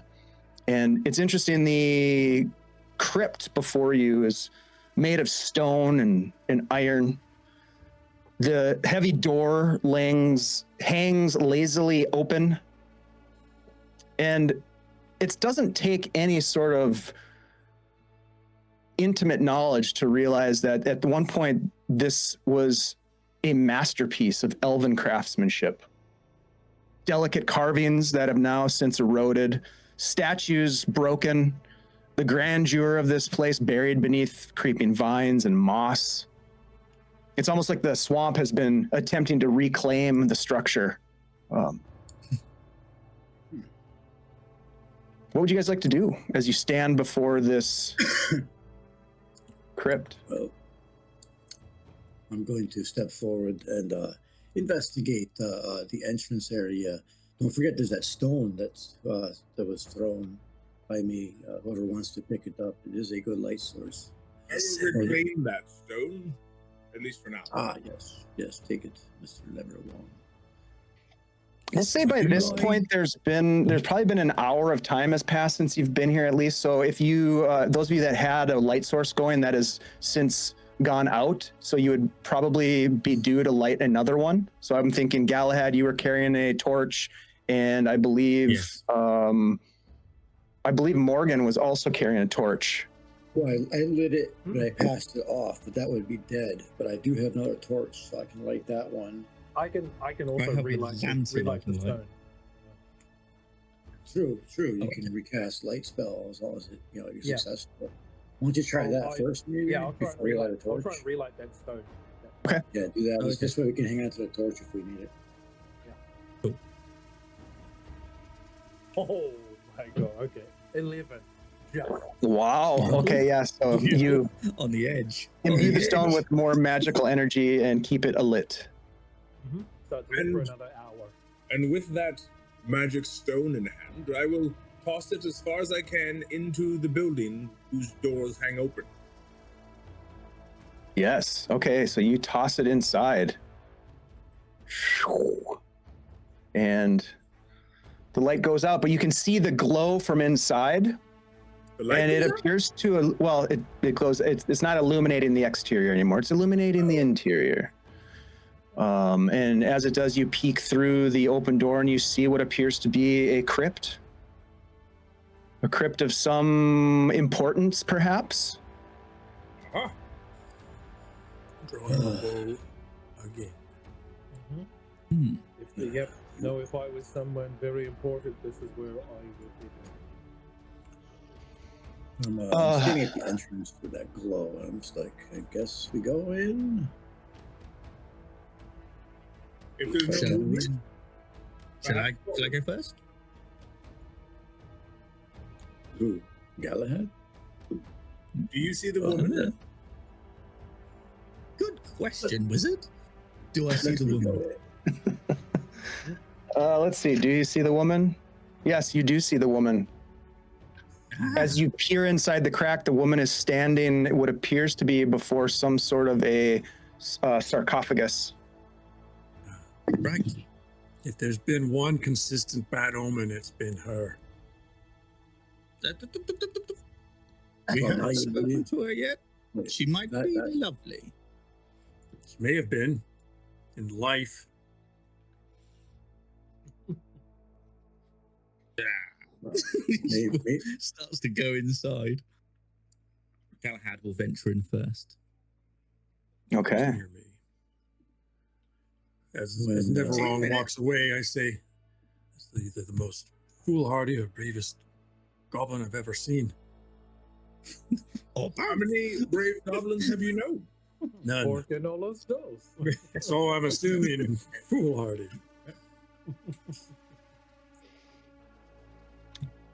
All right. um, Coralon, yeah. I'll say also that you you do see that there are boot prints around the entrance to this crypt. As you enter, you watch as your companion Galahad enters into the space. Are they fresh? And are they humanoid? They appear to be humanoid. Give me a wisdom check. Hey, thanks for the raid, Seasonal Bard. Welcome in. I'm We're able to playing use my we're playing some tracking Shadowdark here. for advantage. Absolutely.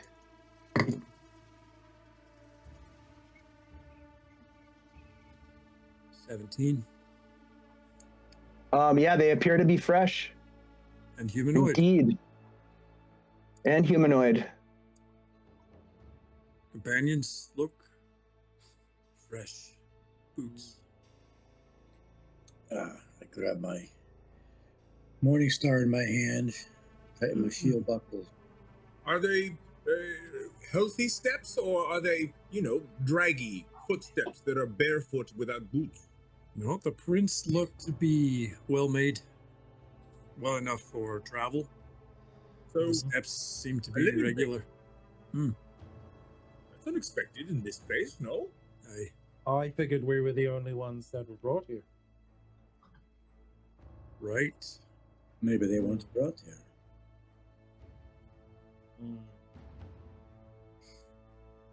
I guess maybe the old adage dead men don't need shoes is wrong. Don't assume they're dead.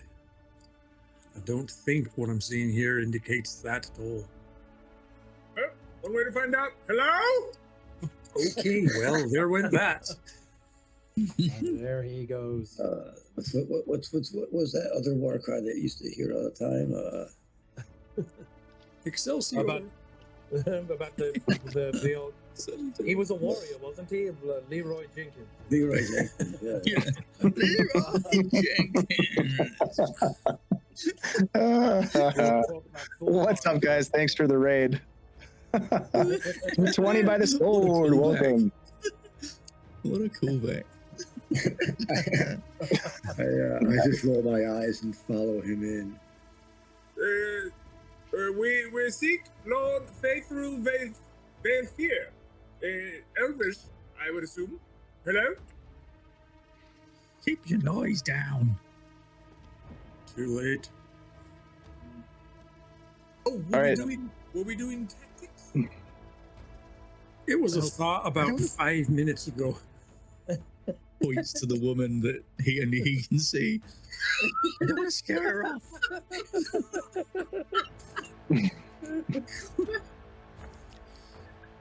We'll frighten her away again. Again. Oh! Once we're inside, Dave, can I look around, see if I see any more iconography of Love and Rule? Absolutely. Yeah, you totally can. So that all of you are going in. Is that right? You're all going inside? As soon as Nibiron, I had to- yeah. I think Alright. we were like, oh, okay, all right. All right. So let me Oh, bring on you. his own. Absolutely fine. Leave him to it. He can handle it. This guy. We're going to a scene change. He's fine. He's got it. Change the scenery. Yeah. All right. So you step inside this crypt. And Morgan switched sides with me. Step inside. You and me, babe.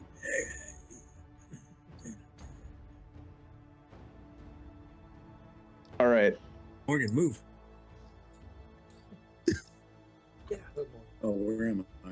Oh, Sorry. Sorry. All right, so Lachlan, you were going to look about. You don't see any obvious markings of Nerul in this space.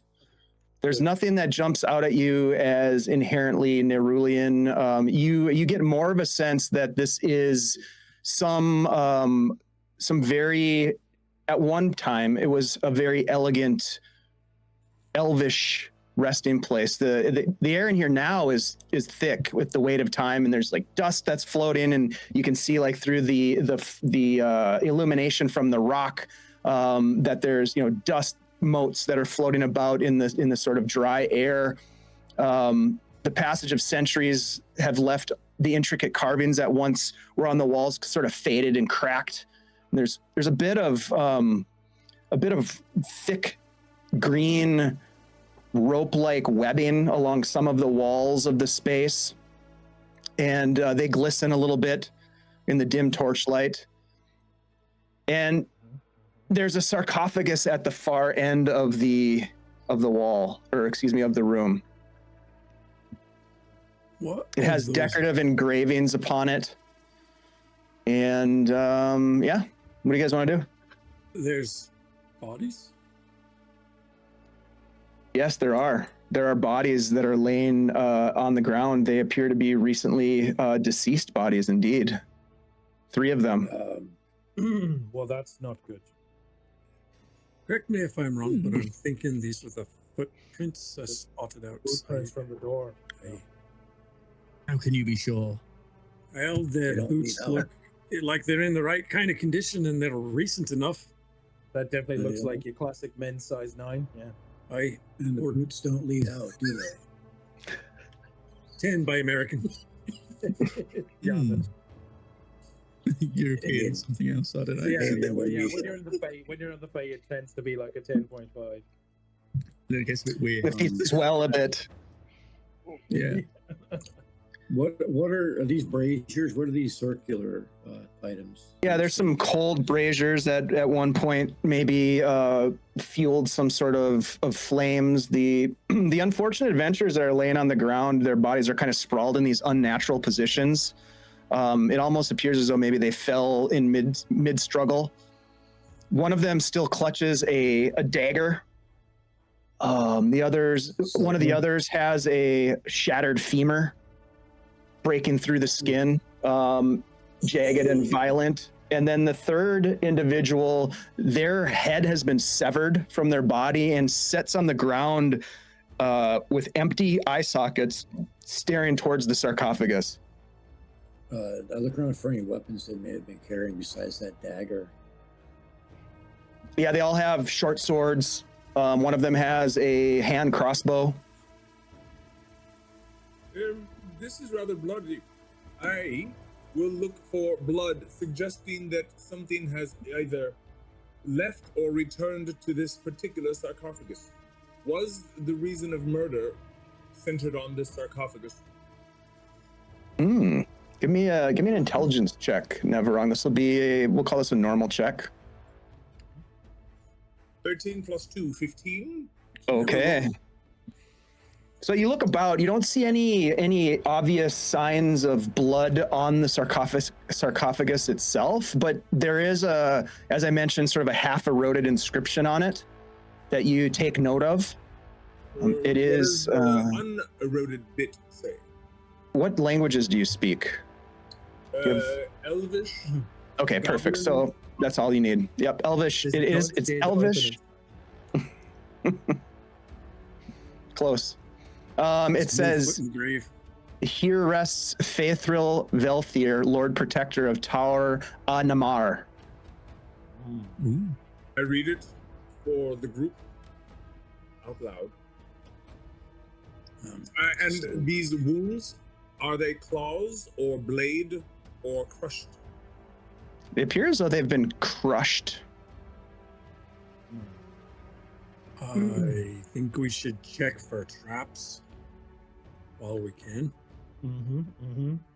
Can I investigate this brazier to see if there's markings around it or anything that, like, if we light this, is it going to I was explode? thinking the same thing. Are they? Is there a fuel for them? That is all very interesting. I move towards the exit while they're checking for traps. Okay. Very smart. All right. So, It's a And smart he's one. never wrong. all right. Grab him by his cloak. He's trying to move him. He's grabbing his cloak. Like, Hey, thanks for the raid, guys. Great to see I you. just- Appreciate you coming in. I'd We like to are investigate for traps. we're investigating a bunch of stuff. All right. Sure. Coralon, go ahead and give me a intelligence check. You look at the braziers, Lachlan, and there's no fuel in them.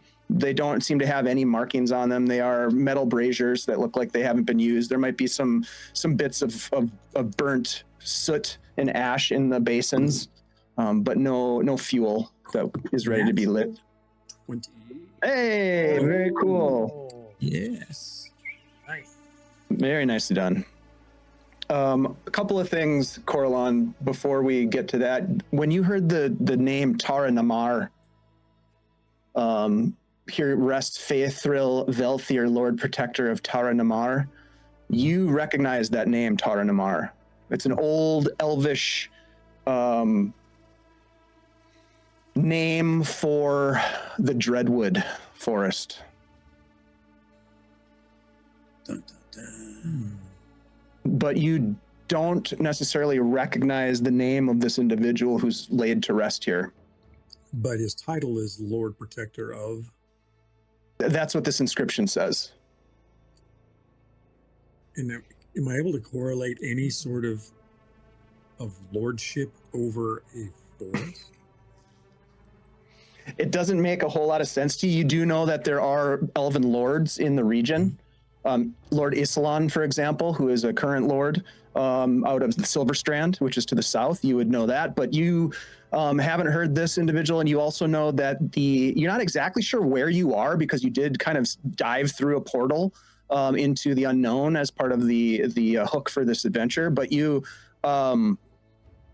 know that if indeed you are in Tara Namar, or AKA the Dreadwood Forest, the deepest parts of the Dreadwood are not typically claimed as lordships by the elven folk. They are sort of these in-between spaces, or these upside down areas where Fae and darkness dwell and rule. So this seems interesting. So you can kind of play with that information. I'll mention to the group, it's entirely possible that this individual is a Fae Lord. Or was. What you think? I mean, this is it that easy? You know, we're here. I mean, just slide the thing off, and maybe he's in there, maybe he's not. Morgan, I don't mean, think look you're at that hearing art. what I said. Hmm. This is the crypt, potentially, of a Fae Lord. We're not dealing with your average sort of construction and circumstances. And the thing that we need is beneath the Lord. So it says, Well, you know, if he's a lord, there's a lot of things beneath him. And that's true, but if the heart of Granny Nightshade is, or was taken by this, it's taken by the Fae, I don't know how we're going to get it. I retrieve the light rock and have a look at the bottom of the sarcophagus. Has it ever been moved? Are there any scratches on the ground? There are no scratches on the ground near the And the lid? sarcophagus. Has it been moved recently? Quite heavy, no? Give me an intelligence check, please. We'll call this a normal check. 12 is your target. 14 on the dice. 14. Okay. You can see that it does not appear as though it's been moved, but there does seem to be some sort of maybe ensorcelment upon it. I mentioned this to the group. Okay. And then I tap on the lid. Hello? And I use my staff. Oh, Lord Protector? Well, I guess we're waking him up. You tap the lid of the. can I quickly switch? Because Master Neveron has the rock. Can I drop the light on the rock and cast it on the brazier next to me? Absolutely. While you're doing that, Lachlan, Go ahead I'm and keen to say, go ahead and roll to cast, Lachlan. Yeah, 14. Okay. Lachlan, as the holy man, do you have any concerns about Neverong trying to rouse? Yeah, you see, there's something off here. I mean, there definitely is. I don't. I can't claim to know. Thank you very much, guys, for that. All right, so I now tend to know a lot about like elven lords and the fae. Well, the Fae are untrustworthy, that's for sure. Absolutely, but I don't think anything we do here is a good idea. I'm just thinking that if there's a way for us to find out something more before we make steps toward moving lids and disrupting the slumber of potentially long dead Fae lords that could also have other ailments. I think Well, we're a I'm bit just looking at- underinformed here. I'm just looking at the bodies and just looking at the damage that happened to them and assessing. I have an ability to kind of size up people. I mean, I could probably get a good idea about how powerful something was that could kill 3 people. Because they all look like they're more warriors, right? Did they look more like a mix, like an adventuring group, or they look more like 3 warriors, dude? I mean, I have advantage on sizing up. It would be like I don't know what kind of check it would be. no, you don't need to roll for that. They look like they're adventurers for sure. Yeah, and I think definitely Master Neverong before we try and interfere with whatever spell is on that sarcophagus or on that lid, we definitely should consolidate what we know. Coralon's got the right idea. Something powerful killed these 3, and I don't think it was anything that we encountered outside. So maybe it's something that's inside that crypt, or perhaps there's something, I don't know, hiding in the roof, or there's another doorway in to get in here. That's why I was going to ask the person inside the crypt. Very well. And then I walk around. I can see where you're going with that. I can see that line of thought. Yeah. All right. If he wasn't dead. Can I jump in for a sec? Could I jump in here for a sec? Sure. I don't know if I Yeah, can. go ahead. Yeah. Oh, thanks. All right. Real quick. Yeah. No. didn't know Thank you were you here, to. No, that's fine. I didn't either. Thank you, Razkel. Really appreciate you very much. You guys have just gained a level, so let's go ahead and level up. Awesome. Oh, skill. Blessings. Way to that go. means we get to get a talent. We're gonna take a quick break while these guys level up. Or at least I am. I'm gonna step away for a minute. I'll be right back. You guys level up. Oh, Okay. What are the rules say? Oh God. Mice will play. Oh, look at that. I got a 6 on my hit points. Oh yeah. Oh, nice. My Roll camera in won't hit reach far points. enough. I rolled max hit Oh, points. I cool. rolled a 10. Yeah. I was gonna show you my Is camera. that My camera don't reach. I rolled. Where is it? 15. I rolled a Todd Stashwick. Ooh. All right, chat. Oh, those of you who know the rules, what else do we get at 3rd level? You get. I think you get another talent. You get to roll on the talent Yeah. list. I Oh, think. talents. Priest even get talents. Next talents. And if you're a spellcaster, you may want to check if you can see what your. I don't know if you have a rule book or a quick reference, but you might gain a spell I do. or a spell level. Yeah. Ooh, there's quite a few good things. So plus 10. So 20. Ooh, nice. I get another +1 to my priest spellcasting checks. Nice. Great. Nice. Thank you so much, Razkel, for that. Much appreciated. thank you, man. We are Awesome. that puts us up Awesome. to, let's see, the I get one fundraiser is more. at $22,505. Let's go. Consult the. Let's consult the Bible here. Oh, I get a +2 to strength, dex, or intelligence. fighter Yeah. class. It's what is it? 2d6. Like I need to take Ooh, intelligence. plus one to from magic one. dabbler or melee. I think I'll go That's a magic 10. dabbler. Yeah. And I get a tier 2 spell. Ooh. Nice. Hey, Very Dave, nice. When it says +2, that's to the base ability, right? And then that determines the modifier. Yeah, that makes sense. What? I answered my own question. Oh.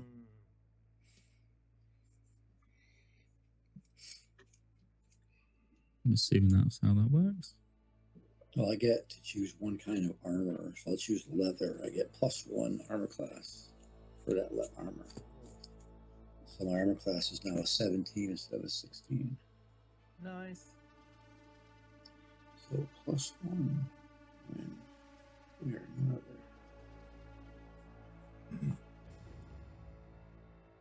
Well, no, he's got that special leather armor. If you look at his like picture I made, it's kind of like almost a jumpsuit style. One layer of leather folds this way, the other one folds across. He's strapped at the shoulders, so he's got the double protection on his chest plate, and the arms are still flexible, but the rest of it's more jumpsuit style. It zips. It buttons up at the side or something, and then the pants themselves are just leather pants with that kind of leather Oh, I strip see. thing. So that's what that get there, I think. He looks more like Nice. a circus performer, almost like a thief would wear, but he's a warrior. Hey, Jeff, speaking of pants, I'm what wearing kind it, of pants does a psychic wear? I don't Just know. just a pair of normal pants. Oh my god! Wow. That's a dad joke if I've ever heard one. Hey, Pops. That's a good one. Well done.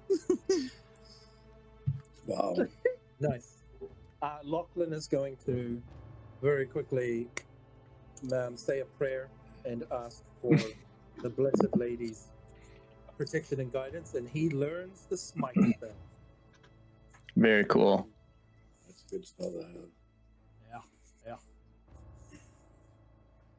Let's not joke myself here. Thank you so much for that level up. You guys done? We good to go? I think so. All right. All right.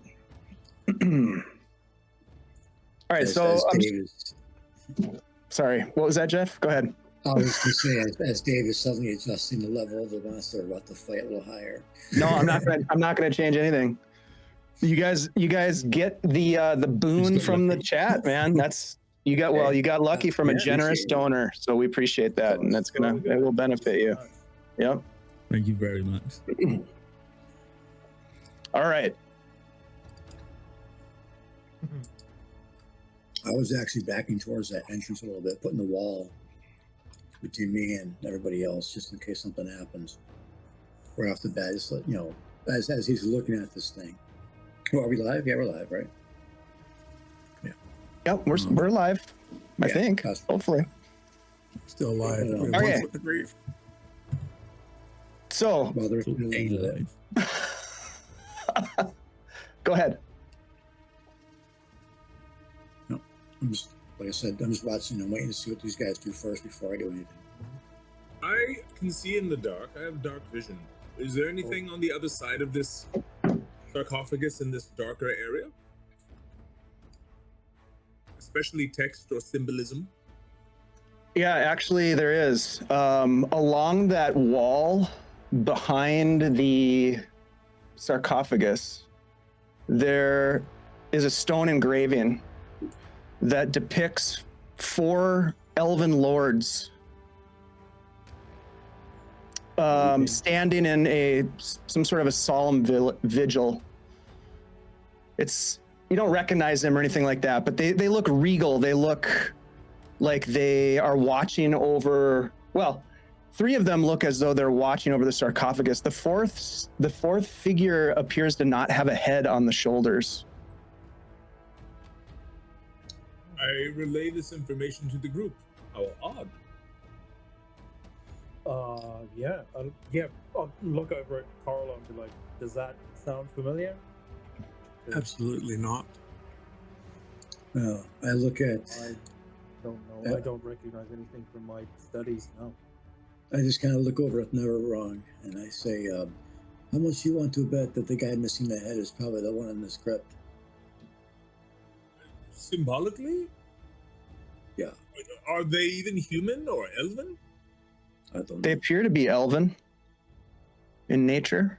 Yeah. Do they appear to be old, and is their armor of a particular quality? Because Oh, are you these talking about the bodies? Are you talking about the body? Oh, sorry. No, the individuals that are dead, as you look through them and look at them, they just appear to be, adventurers. They've got sort of mundane armor on. They have some cuts and bruises on them from previous battles, maybe. the humans or elves? They are human. This is not they. Not unless it's a symbolic death. Yeah, they're crushed hard. Yeah, one of them has like their femur bone poking through the skin. They look like they've been sort of like, like in the worst possible way, like almost arranged in these weird contorted formations. One of them, their head, as I mentioned, is severed and is laying on the ground, kind of facing the sarcophagus, and the other one looks as though they've just been sort of like crushed. And there's no other way out of this place. Doesn't look like it. Very good. I get out of the corner because it's a bad place to be. La la la la la. It's scary back there and dark. Does anybody else have a light source, or is it just the brazier at this point? It's just a brazier right now. I don't want to waste my last torch just in case. Gotcha. I Okay. have torches if anyone needs some, but I don't want to carry one. I've got a lantern, but I don't really want to light it at this moment in time, so I don't want to have to carry something as well. Coralon, if we light one of your torches and like put it inside out of the brazier, do you think it'll? It's worth a try. But also, I mean, the stuff outside, right? Like was it all your classic swampy, mildewy, moist nonsense, or was there some dry stuff out there? Because if we just grab a bunch of, we just do it old school style, get some fuel from out there, grab some tinder. We got a lantern. We're good, I think.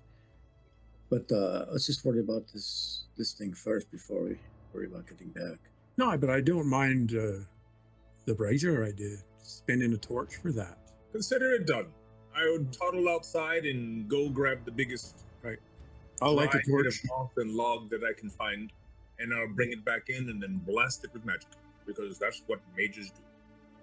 All right. You have light spell? Go ahead and roll. Do you have the light spell? No, I have burning hands. Burn! Oh. All right. Go ahead and roll to burn. Give me a check, please. 16 plus now 3. Oh yeah, no problem. No problem. Only you can stop forest fires. Only never can stop. Yeah. All right, so yeah, you easily ignite the other brazier. They're both lit now. You can see the extent of this. You can also see along this wall here, right here, that there is another set of carvings in the wall, some additional statues. Interesting here is that they appear to depict 4 individuals again, about the same general pose as the one that's behind the sarcophagus. But in this case, they all have heads, but they are all skeletal figures. And there is an inscription along the wall as well. And that's an inscription in Elvish, I imagine? It is in Elvish. It says, "The honored do not rest their fealty by treasure and blood." I'm looking at these things. There's some behind it there. There's some over there. Is there any like footprints, or is the ground disturbed in front of these things besides our own footprints? In front of the carvings? Yeah. Does it look, I mean, are these things life size? Yeah, they're life size. They're taller than you guys are. They're kind of like looking down on you and on this room. Can you say what that inscription says again? The honored do not rest their fealty by treasure and blood. Rest. Strange choice of terminology. And Lachlan, as you're looking at that other wall, there is another set of individual large lord-like creatures. All of them appear to be elvish in their depiction. And there is an inscription there that says, "The honored do not walk alone. The path endures beyond watchful eyes." All right, all right. Well, they look very much alive in this one, and they're very much dead in that one. Yeah, and one's missing his head in this other one. In the middle, one of them's missing a head. Oh. So, Excellent.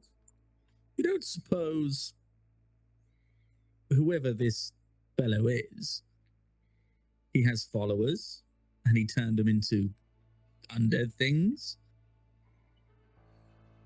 Do they look like followers or equals? Those look pretty regal, if I'm honest. Maybe there was a agreement? Wouldn't put anything past the Fae. Yeah, and there's some sort of leadership. What was the inscription for this one? It was "The honored do not walk alone." The path endures beneath watchful eyes. Oh, put the honorable.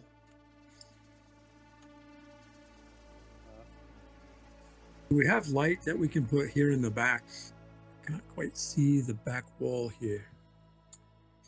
There we go. Take a stick out of the brazier. Here. Thank you. Now Try make- to illuminate the back wall there and see if there's anything else to be gleaned from it. I mean, the main thing that you pick up on are these sort of regal-looking lord-like creatures that stand tall, but one of them is missing a head. It's as if the head wasn't put. It's not like the head got broken and is missing. The head's just a flat, like, neck. Was never there. Yeah, it's like almost like a pedestal. The neck just sits there as if there was a head there, but they didn't. The crafter didn't finish it. Morgan, with his really low intelligence, decides he's going to pick up the head from the adventurer and come around the back and put the head of the person that was killed here and put it up in place of where the head would be. And then he's going to step back to see if anything happens. Is there anywhere to actually put the head? Well, Yeah, there's like a flat spot on the statue. You're basically taking the skull and placing it there. Yeah, It's blood drips down the neck and the shoulders of this facade of this regal lord, and as that happens, the eyes open and begin to glow, and the back door to this chamber slams shut, and immediately the wall to the left starts to crumble and break as the rocks fall. I need everybody to roll initiative as we have entered into combat, my friends. And That's not gonna work. That's not gonna do anything. should I also mention the sarcophagus starts to make a noise as grinding as the lid opens. Okay. Beauty. Yeah. This is what it's all about, people. We're dying anyways. That's right. And then maybe we'll see. Yes. As the sarcophagus opens up, this mummified creature with bandages wrapped around it sits up and looks over at you, pulls itself up and stands towering over. And let's just bring them up here. All right. Yes. Okay, so 20 to 25. Those I should roll for them. Oh, okay. 15 to 20. Master never wrong with an 18. Okay. Ooh. Morgan's got a 17. Okay.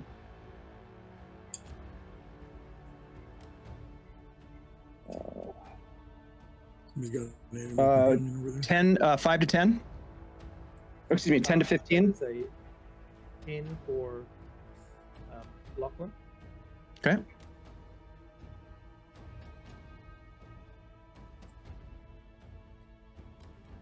And what about for Coralon and Galahad? Same as last time. 4. I got a 4. I got a 2. Consistent. 4 and 2. All right, Galahad and I just let Coralon. the back clean up. Okay. So as all this is taking place, Master Neverong, you are at the top of the order. That's because the wall that was next to me is destroyed and it's filled with enemies. That is not a good thing. I look at the large thing that is rising from the sarcophagus and I say, Lord Veothir, I presume? And I reach out to the brazier and I grab it. At the same time, I whisper the words of my newly acquired from the level, thank you so much, sir, spell, a little ditty I like to call web. And I shoot the web through the brazier and onto the four beyond. Awesome. Yeah, go ahead and give us a roll. At 12 is your target with the tier 2. 16. And I have +3 now because that level. Thank you. Very nice. Near size cube. This is Steve Buscemi playing Spider-Man. Okay. See how I like these webs? Yeah.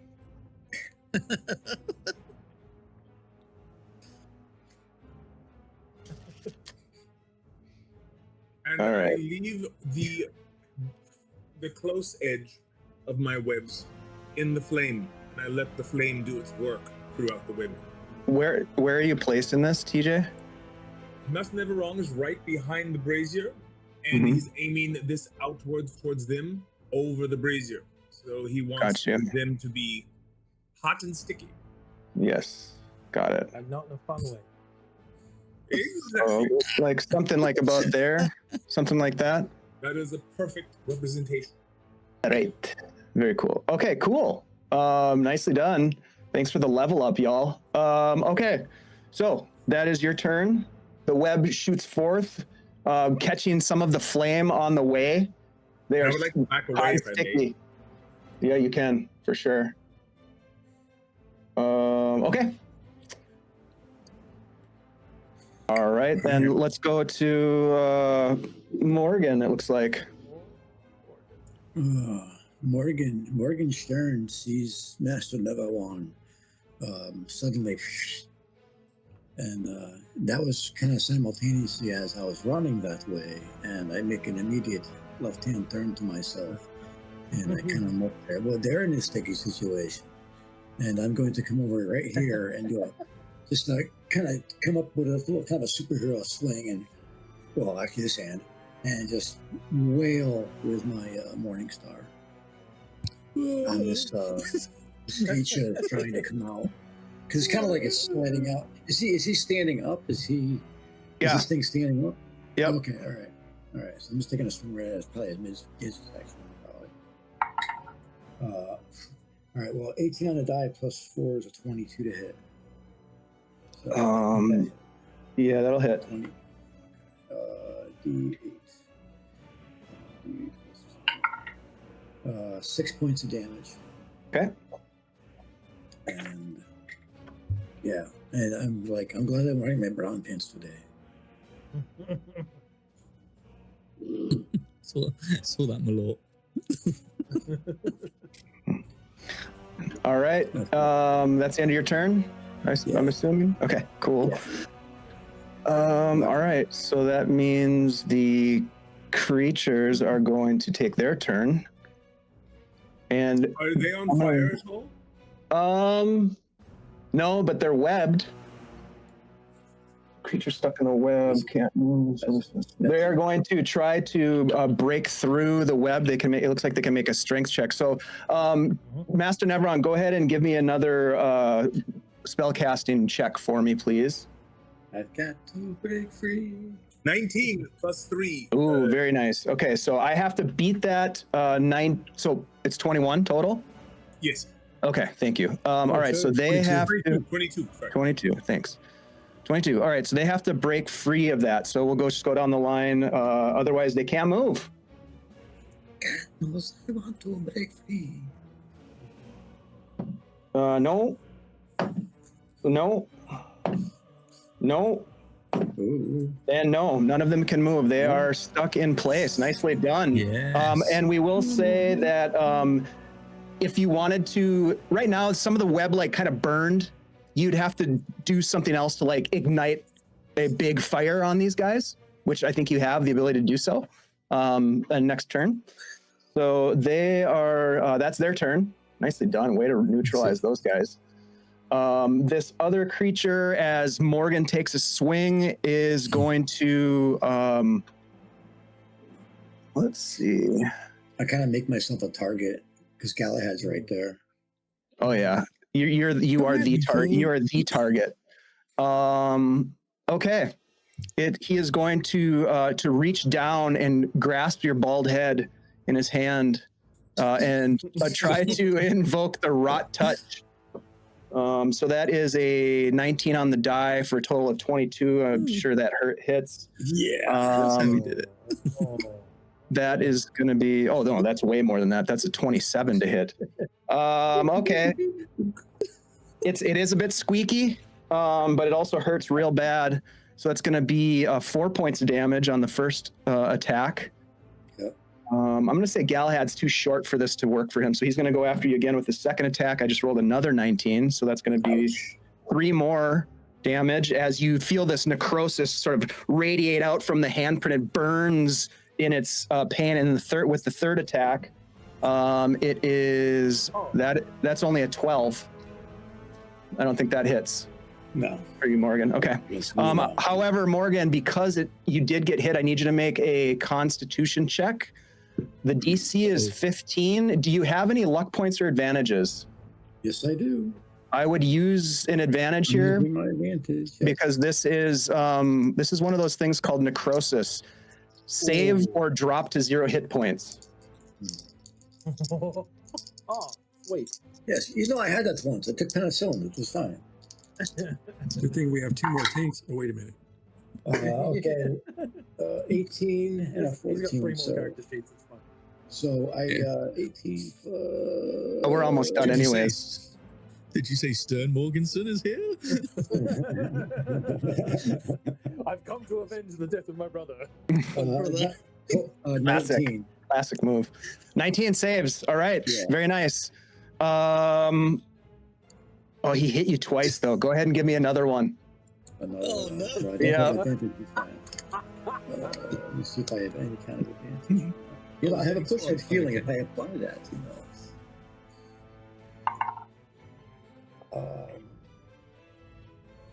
I got the nat 1. Oh, no. You guys watch as Morgan is overcome with this black necrosis that radiates down as this creature just gasps. It's looking towards Master Neverwrong with these hollow eyes, and it just grabs Morgan's bald head and the radiation of necrosis. Morgan's eyes go black, just milky black, and he just drops to the ground like a rag doll.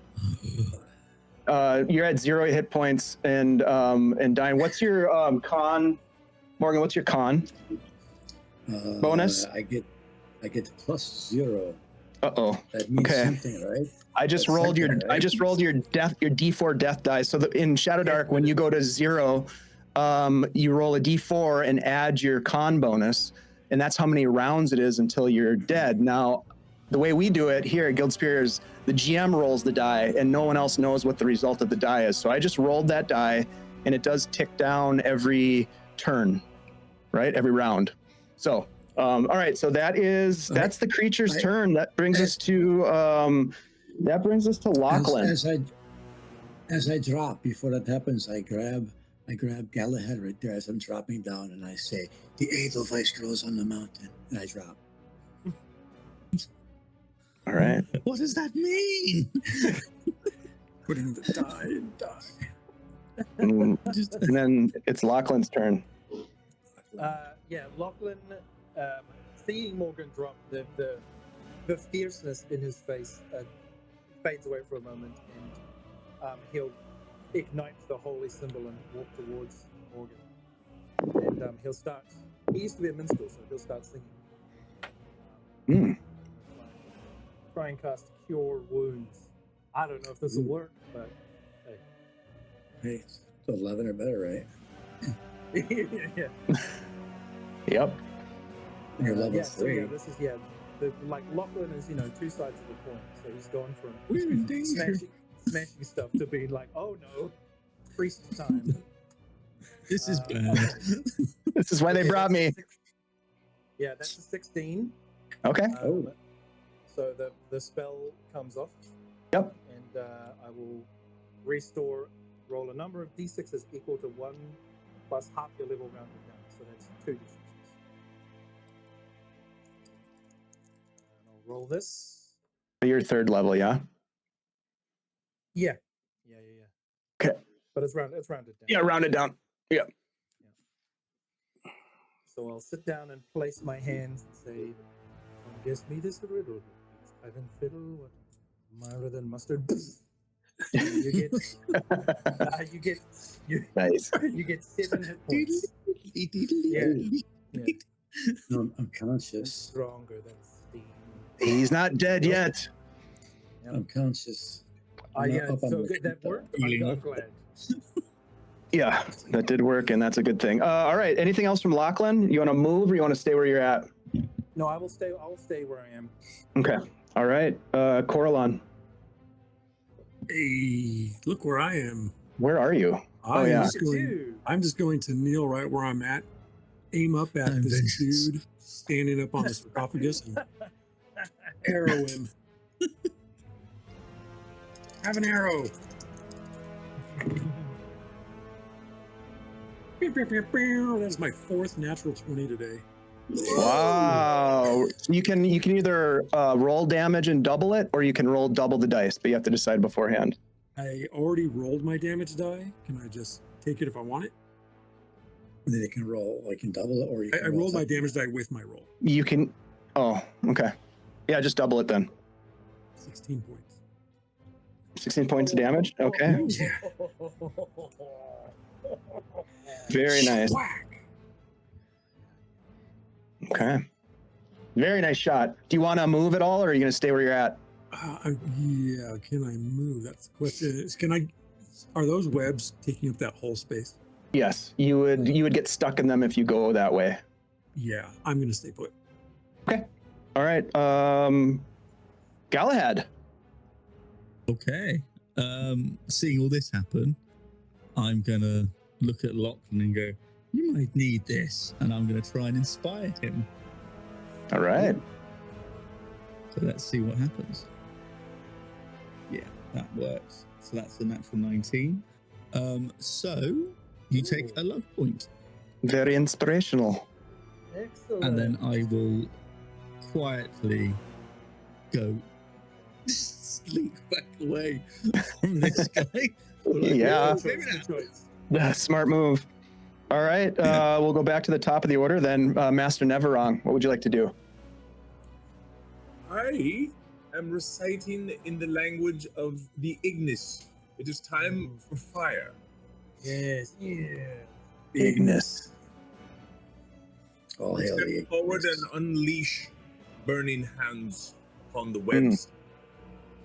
Yes. Go ahead and give me a roll, please. 11 is what you're trying to beat. Meet or I beat. got 12, 13, 14, 15. Very nice.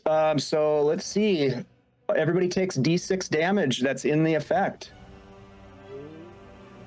Do I roll it once or 4 times? You can go ahead and decide. Up to you. I'll roll it 4 times. Okay. The first is 3. The second, Okay. 3. The Okay. third, 3. 6. Ooh, nice. Yeah. The flames come out of your hands and burn the webbing. Let's see. Yeah, it burns the webbing, burns these warriors that have burst through the wall, and they are struggling. Now they're on fire, struggling against the webs. Very cool. Move. That's a very smart move. Yeah, that was also a very smart move. That's very good. Okay, I love it. That brings us to Morgan. I guess I can get to my feet, right? Yeah, absolutely. You can stand up.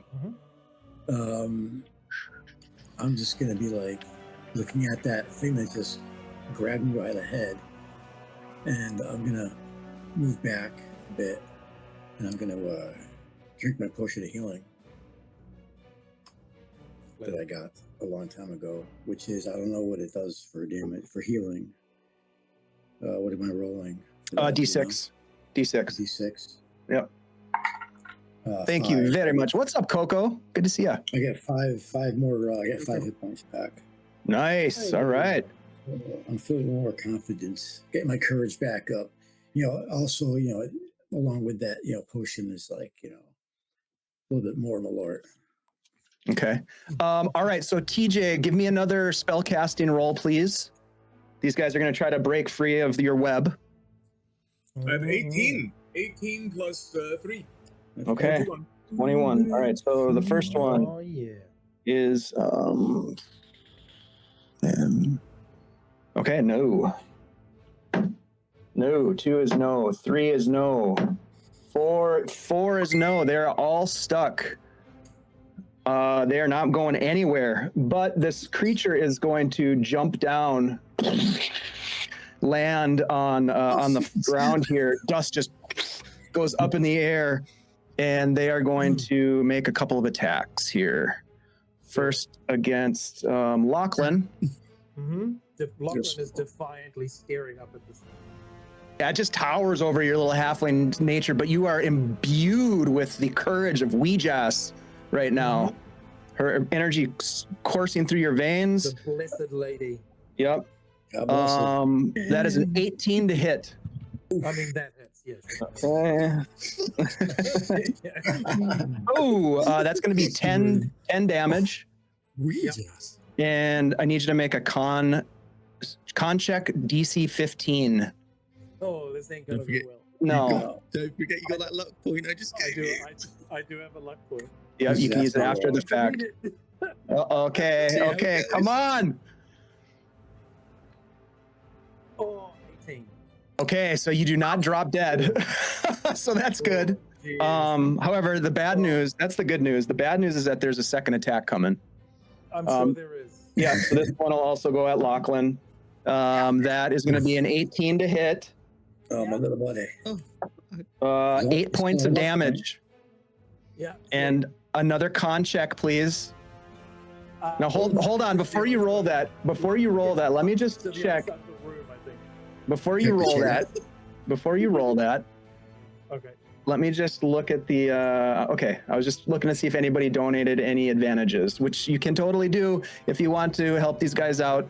Let's see. There's the list. PC advantages, $20 donation to the fundraising event. But unfortunately, right now you don't have that, Lachlan. So let's go ahead and see what happens. It's not a luck point though. You didn't use it. That's true. He did use it. He did use it. Oh. No, I did have to use it because the first Dang. roll was a 5. Okay. But no, I had 0 hit points. That second, He goes down? Sends me flying. Oh, okay. So Lachlan drops, and then the creature reaches over and looks at Galahad. And with its third attack is going to try to do the same to you. 19. The 2 littlest ones. He just palms you guys with it, palms each of your heads and just lifts you up. Just like little legs go. Yeah, 19 hits. 19 hits. 10 points of damage, and I need a con save. Oh. Come on. Do you have any advantages? No. You should have inspired yourself. Con save. Inspire yourself. Oh, that's a 16. Come on. That's a 16. Oh, okay. You don't drop. Let's see. That's the end of the attacks the thing is making. But it is going to. I'm just like. Actually, with Lachlan down,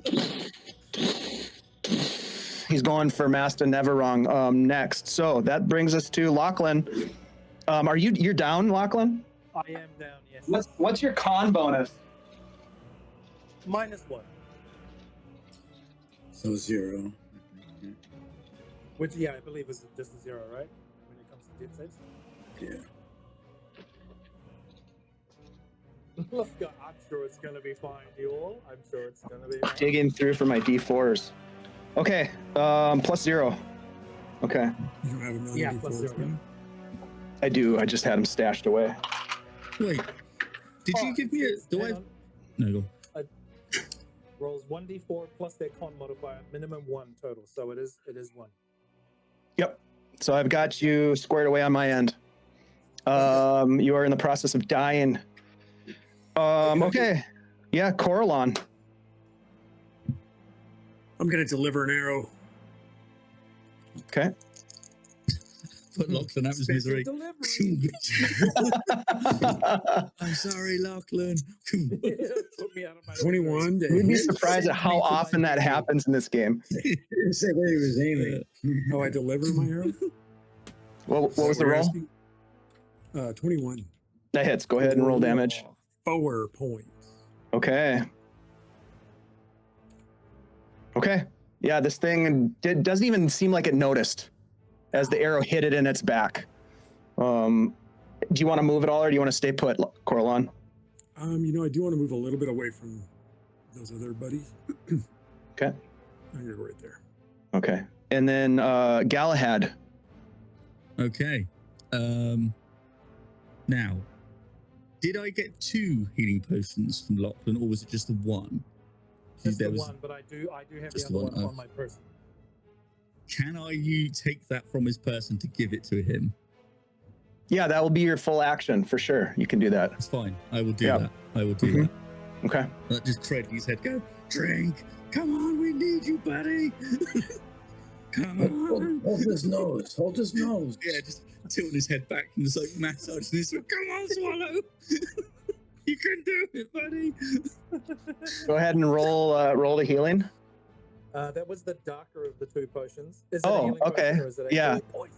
It's poison. No, it's healing. 2d8. It's a level 2 healing potion, so 2d8 is the Just turns him into a zombie. No. Wow, 2d8. yeah. 2d8. Oh, Yeah. wow. That's awesome. It's a big one. Oh, yes. Yeah. All right, I'm back up, baby. Heyo.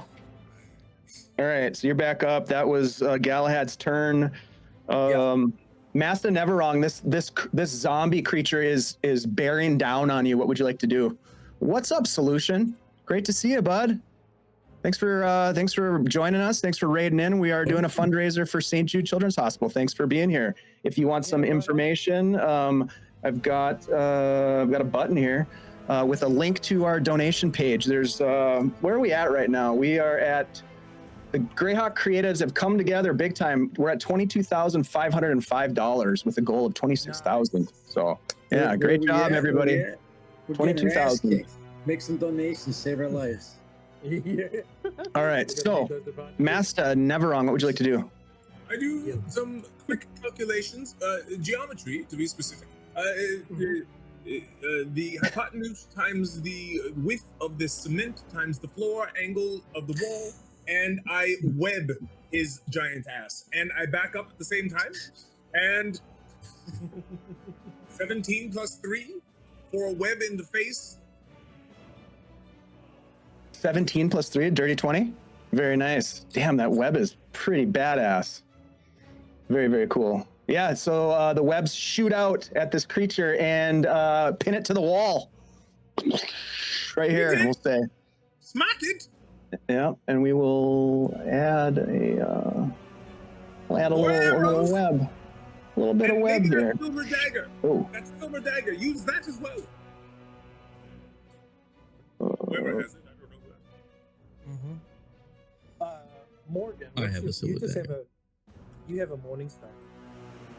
Yeah. Kind of the same deal here, like that. Never wrong, roughly.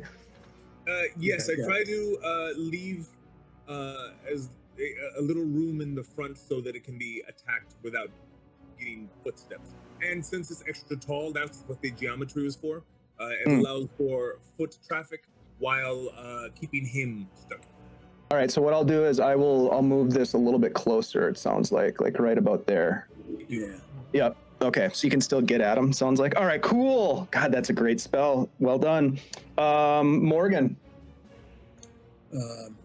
Morgan looks to his right, and he sees these 4 skeletons still entrapped and struggling. He looks over to his left. He sees that heinous thing all of a sudden entrapped in a webbing, and he looks straight ahead. I'm assuming the cover on the sarcophagus is either lifted up or slid off, right? Mm-hmm. I'm going to run over and look inside and see if I see the heart of the hag. Give me an intel. Well, no, I want to say this. You don't see it, but give me an intelligence check. All right. Not my strong suit, you know.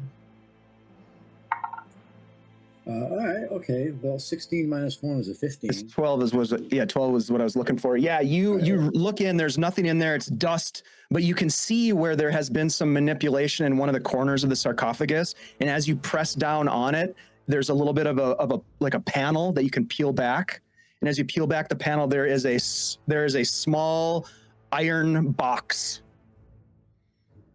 I'm going to grab it and put it in my satchel. Is it big enough? I mean, it's probably No, it won't fit in a satchel. It's not going to fit in a satchel. It would be the kind of iron box that you'd have to like open. Like it's in that, it's part of the sarcophagus. It's part of the structure. Oh, okay. Well, I'm going to open it. If I can do that now, or unless you wait for my next turn. Yeah, we can wait till your next turn. It does as at first glance you like try to open it, you're not sure exactly how it opens. Well, in any case, I'm going to be like, I think I found it. All right, we'll go to our skeletons. I would like Neverong. I rolled because we forgot last time for damage that was taking place because of the burn-in. So why don't you go ahead and roll 4 d4s for me, please, and just rattle them off as you go. Yep.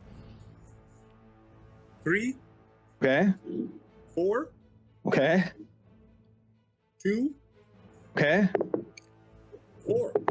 Okay. So while all of this is happening, yeah, those are very good. This one here is toast. It is whoa. Yeah, That was aggressive. There we go. Yep. There's that. And 2 of them are completely engulfed in flame and stop moving. The other 2 are still struggling to get through. Give me a quick spellcasting check as they're going to try to bust through with their strength. Carry 4, 5. 5 total? Okay, so yeah, that one, yeah, they both break free. Oh no. And they move forward. One of them is going to attack Lachlan with a, they draw these long swords. My notes say there's 4 of these bastards hidden behind the wall. All right, so the first of the bastards is going to make an attack on Lachlan. That's a dirty 20, Lachlan. Oh, yeah, that hit. And I just rolled max damage, so D8 on the damage die. And the other one is going to attack Morgan, and that is a 19. That hits you, Morgan, I'm assuming, if I remember correctly, but it only does 2 damage to you. And then it is the big guy's turn. If you could give me another spellcasting check, Master Neverong. This guy's going to try to better than break 5. free. 19 total. 19 total? Okay, here we go. Strength for this guy. Ooh, only a 16. He is not going to be able to get there, and he does not have reach, so he is pinned to the wall. Nicely done, Master Neverong coming in strong with the web spell. Very cool. Mm-hmm. Lachlan, it's your turn. Oh yes. Okay. Right. Yep. Lachlan is just going to hold his mace up and ignite the holy symbol again. Mm-hmm. And yeah, just be like, "Blessed ladies, subjugate these creatures," and I'm going to cast Turn Undead again. Ooh, yes. All right. Get in. Hell yeah. 19 plus 3 for 22. Oh, very cool. Maybe. So they have to make charisma checks. And if it's a fail of 10 or more, then they are destroyed. Well, unless they're higher than my level. How charismatic are these guys? You're level 3 currently, yeah? Okay. I am level 3. Yep. All right. So they're going to make what did you say? Charisma? Charisma save. Charisma? Well, They have to these guys are not super charismatic. We'll see. beat a We see. 22. 22. This is nigh impossible. Yeah. Pretty stiff personalities. Yeah, no. No. Both of them fail. One of them by more than 10. So, which is sweet. This one is going to be completely obliterated. Just blows up. Bones everywhere. Yeah, Nicely and I done, think, Lachlan. Yeah, Lachlan is brimming with the fury of Weejess. I think his eyes are ablaze. The symbol's going crazy. Hell yeah. And yeah, anything else on your turn, Lachlan? That was epic. No, I'm gonna stay here between that other creature and Galahad. Hell yeah. You guys are well-seasoned Shadowdarkers, I can tell. All right, that brings us to Coralon. Yes, well, of course, I'm going to fire my bow at the guy stuck to the wall because Yes. he's just sitting there. Yeah. Dinner. He is Any pinned chance to I the could wall have right now. advantage on this roll because he's stuck. Yeah, does that change anything? No. I'm gonna say no because he's struggling and moving about. Suck it, Krellin. Yep. That's 17 on the die for a dirty 20 for 7. Yeah, that hits. Yeah. 7 points of damage. 7. Another arrow right in this creature's chest as it's struggling to get out. It doesn't really seem to notice. Stop not noticing. Sorry, Coralon. Look at me. Am I Yeah. not doing anything to him? Can I tell? I mean, you're sticking them with pins, you know, like they're stuck in his chest, but he doesn't seem to really notice the arrows all that much. Yeah. He's got other things that are going on. It's a struggle. I'm gonna say it was a lot easier to catch him when you're in the water. It ain't easy being a mummy these days. The ranger fighting an undead. Yeah. I'm staying All right. where I'm at. Yep. That brings us to Galahad. Okay. I'm going to look at Morgan. I'm going to go, inspire. Oh, please. And, oh, that failed. That didn't work. Uh-oh. Shit. Yeah, shit indeed. I'll make my own luck. All right. Okay. That is your I tried turn. my You know, best. that's not going to be, you can't use that now, right? Going forward? Yeah, once you Well, fail, it's no longer your, yeah. Yeah. All right. Well, That's it. I'm, while you deal with that, we'll go to Master Never Wrong. What do you want to do, Master? Dagger time. yeah. Stop. Take a time. We don't all know about the box because he hasn't told us. Is that correct? No, I he shot did. it. He said Yeah, I he- shot it. I found it. Mm-hmm. Oh, okay. And do we know what's in the box? He hasn't opened it yet. What's in the box? He hasn't opened What's it. in the Okay, very good. box? What's in the What's box? in What's in the the box? What's in What's the in the box? box? That sounds very interesting. I am going to make my move towards that direction, flicking a magic missile at this one in the way. Ooh. All right. Now, if apparently I have advantage on this. I was going to spell. say, yeah, you do. Yep. Oh, yeah. The first roll is a 9. The second roll is a 15. Okay. Plus 3 is 18. That will hit. Go ahead and roll us some damage, please. Is it a single D4? Is that correct? Let me see here. I have it up right here. Yeah, it might be different. Magic. It is D4. Yep. D4. Very good. Yep. 3.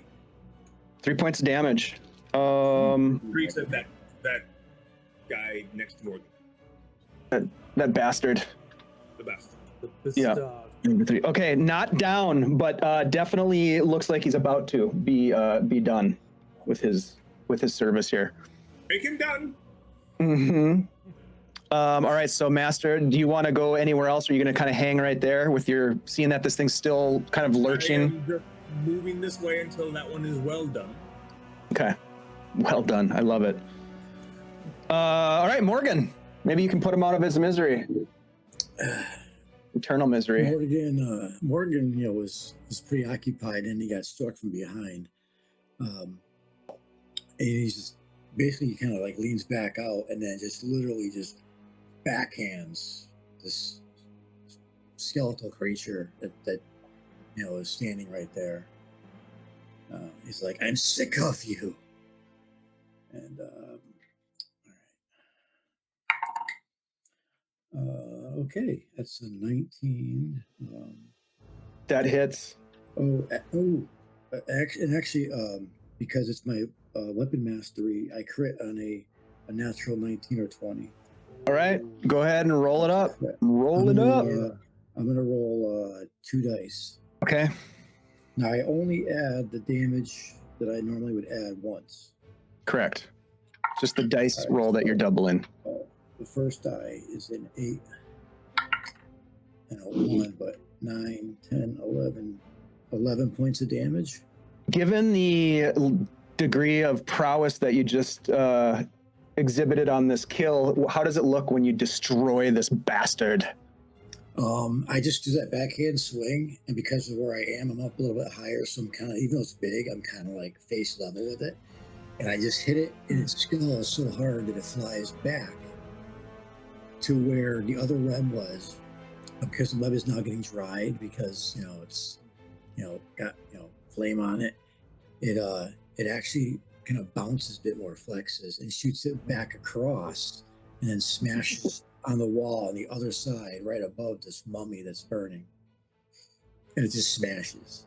So ping pong. It just pings right back, and then it just smashes right above this mummy that's struggling. Okay. That's my turn. Actually, I'm gonna stay. I'm gonna kind of slide off and stand in front of the sarcophagus. I'm just gonna look at the mummy. That's my turn. Okay. All right. There are no more of these warriors left, but there is the Lord here. Neveron, let's do another spellcasting check, please. This is going to be opposed by the strength of this mummy. 17 total. Oh! Oh, this is a If it meets, it beats, baby. Meets beats. Yep, he is going to tears the webs apart and just steps forward, looming over Galahad, the first individual that he encounters. Galahad, he is going to take a shot at you, and that is a 16. 16 hits. Oh no! Okay. No. Galahad, you're going to take 5 points of damage, and I need a con check. This goblin's body just gets wrecked and goes to the floor. Oh no. Okay. You don't need to make the con check. Well, yeah, make the con check. Let's do it anyways. Make the con. Yeah, make the con check. It's a 13.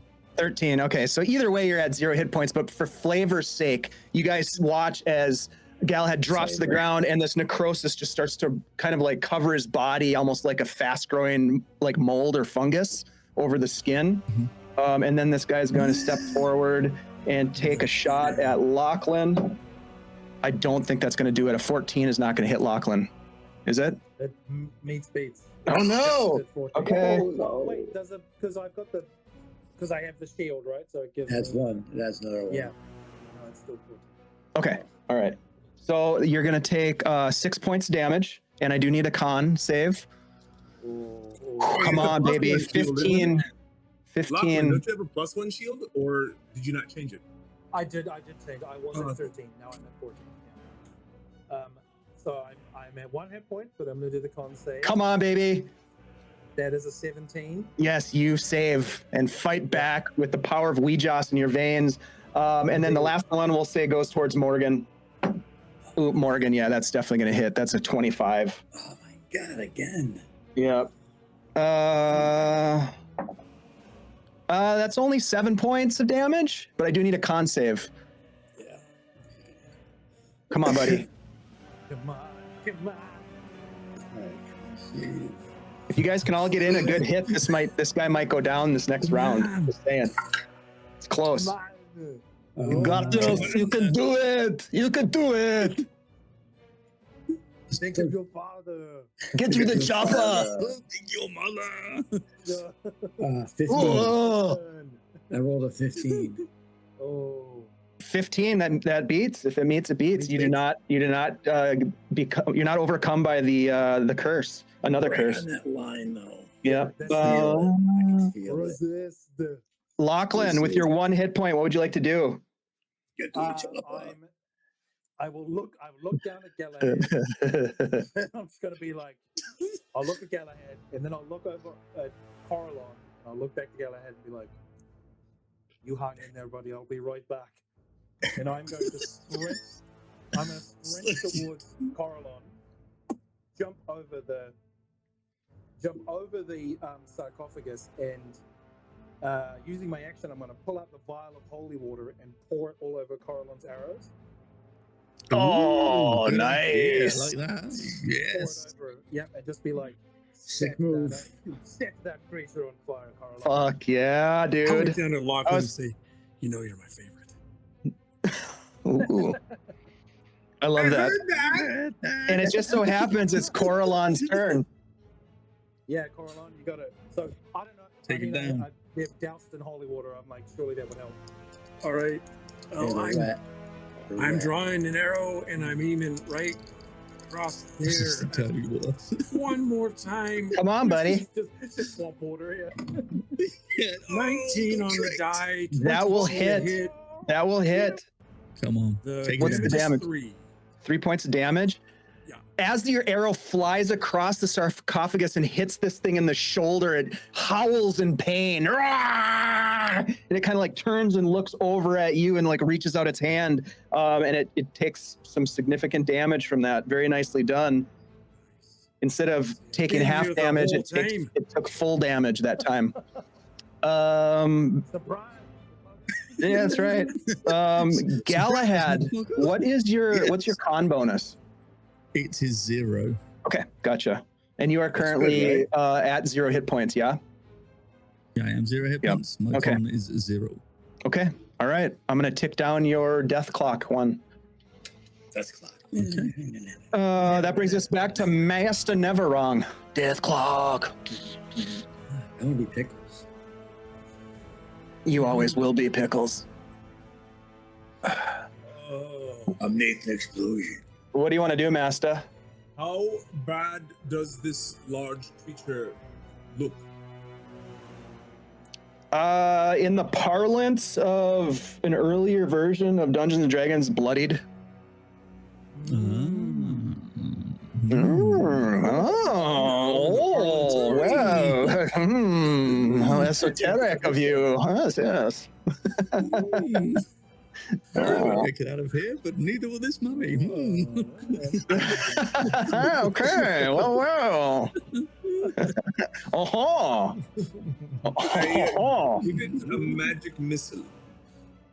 Oh, okay. Yes. There we go. A bit of magic missile. Missile away. Wow. Oh, you know, Peter. Parker. Walking missile. Second roll is a 2. I'll take Huh? the 19. The first roll is a Oh, 19. Second yeah. roll is a 2. Very smart. Go ahead and roll damage. 4. 4 damage. Okay, this thing is Yes. looking like it's starting to stagger a bit, y'all.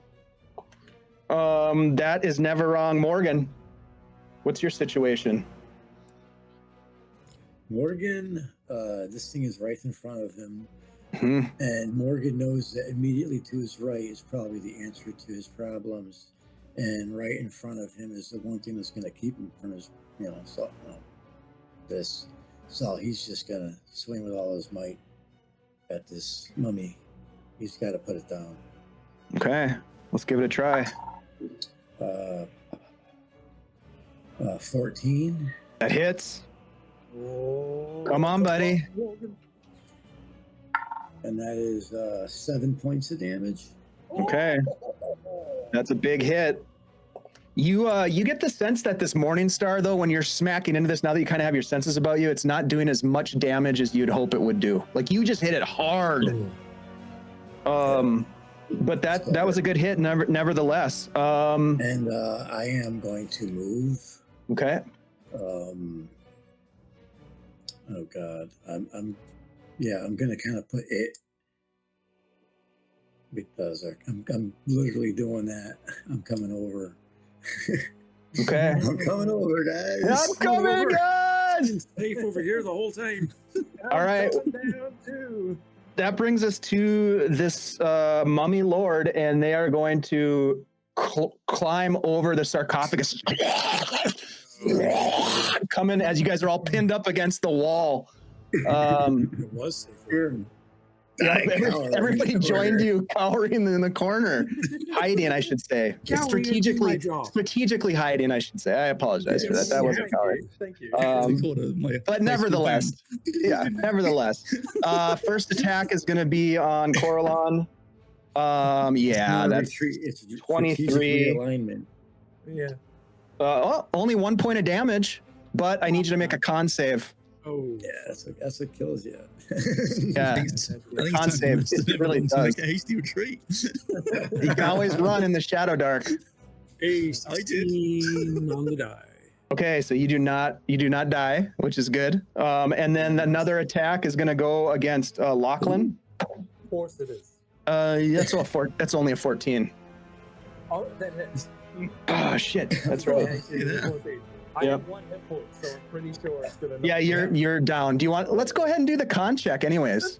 Yeah, let's do it. You know, why not? Yeah, it's just for good. It's just for good time. Hey, thank you so much for the raid, GaryCon Live. We are raising money for St. Jude's Children's Research Hospital.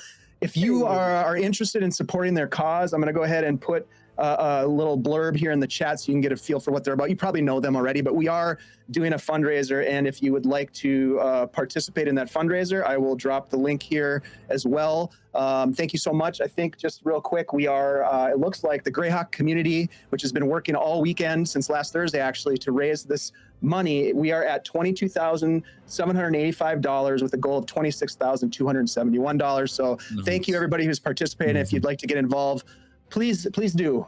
We appreciate your assistance. All right, so Lachlan, what was your con check? 11.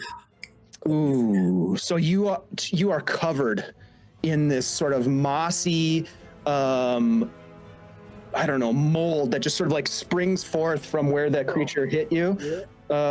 And then let me get your D4. What's your con bonus? Well, it's good for your skin now. It was a -1, so. Okay, so 0. Yep. It's good for your Okay. skin. All right. So then the last attack's going to be at, well, let's just see.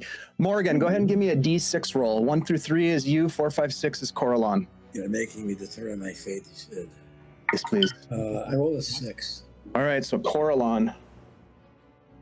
We'll use All right, this. so, Coralon, it's a 17 to hit. Yep. It's like, I was doing fine over here, guys, before you all came over here. Oh, 10 points of damage. And I need a con save, please. And a 2. Oh, no. You went down as well? Yep. Oh no. you don't have advantage. Coralon down. Coralon down as well. Coralon's down. Coralon's down! Coralon's down! Coralon! Oh, I forgot all my D4s. Medic! The meeting is currently on. Yeah. The only one that could do it is right next Oh, to you. no. Okay, I'm over the other side, just still molded to the floor. that brings us to Lachlan. Lachlan, your situation is tick down on the timer, right? Okay. Okay. Are we And- doing, does the Shadowdark require dead saves? Nope. Yeah. It's just this timer. Oh, yep. Okay. It could be 1 or 2, or it could be another 10. Yeah. Or... Yeah, but can you Yeah. roll a natural 20 and be back on his feet? All right, and that brings us then to Coralon. You're I'm also alive down. Yep. You're just gonna hang out. Yeah, let's take a rest. Galahad, what's your situation, Galahad? You're ticking down another You're ticking timer me down. as well. Yeah. Yep. Yeah. It's me and Ness, another one. Master last Neveron, thing it's I your heard turn. Yeah. was Lachlan saying, "I'll be back for you," Yeah. and that's the last I remember before I slipped unconscious. Oh, you know what? Hold on 1 second, Master Neveron, while you're thinking about that. Yeah. Let me do this. Oh, yeah, I forgot. I totally forgot about this. Go ahead and Lachlan, give me a D20 roll. Oh shit! A D20. Yep, if you get a nat 20, you're up with 1 hit point.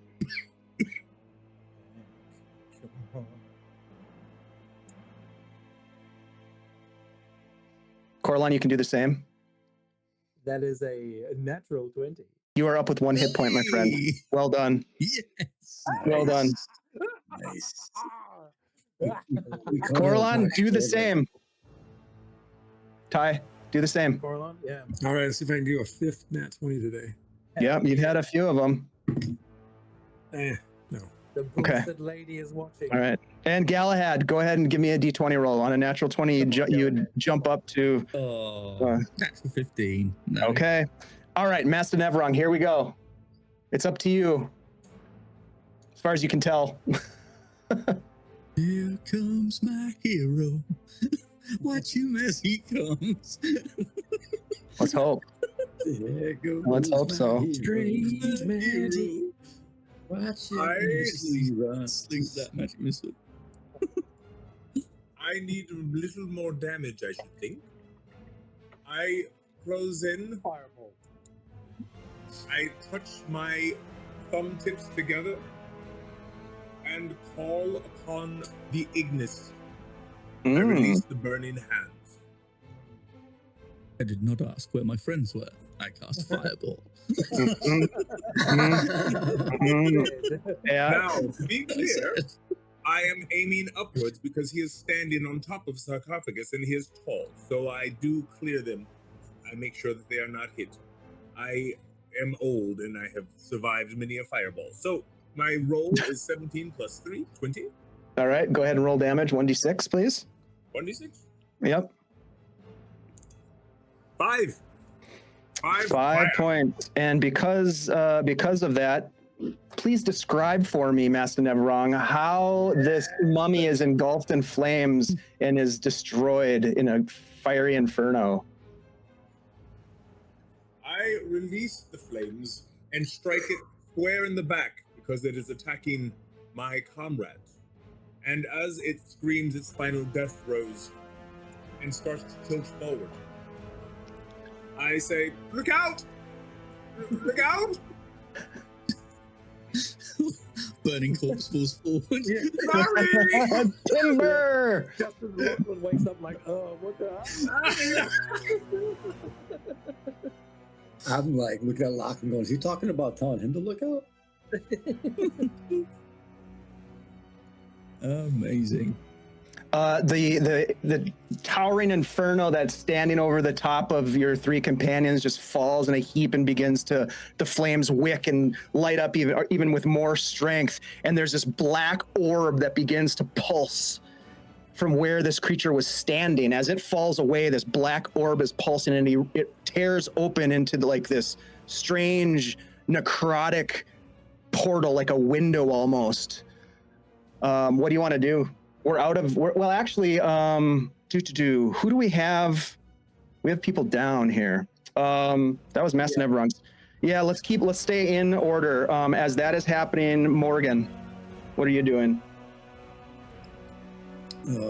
Morgan's just gonna stand up. He's gonna grab Coraline and Lachlan and look at Lachlan.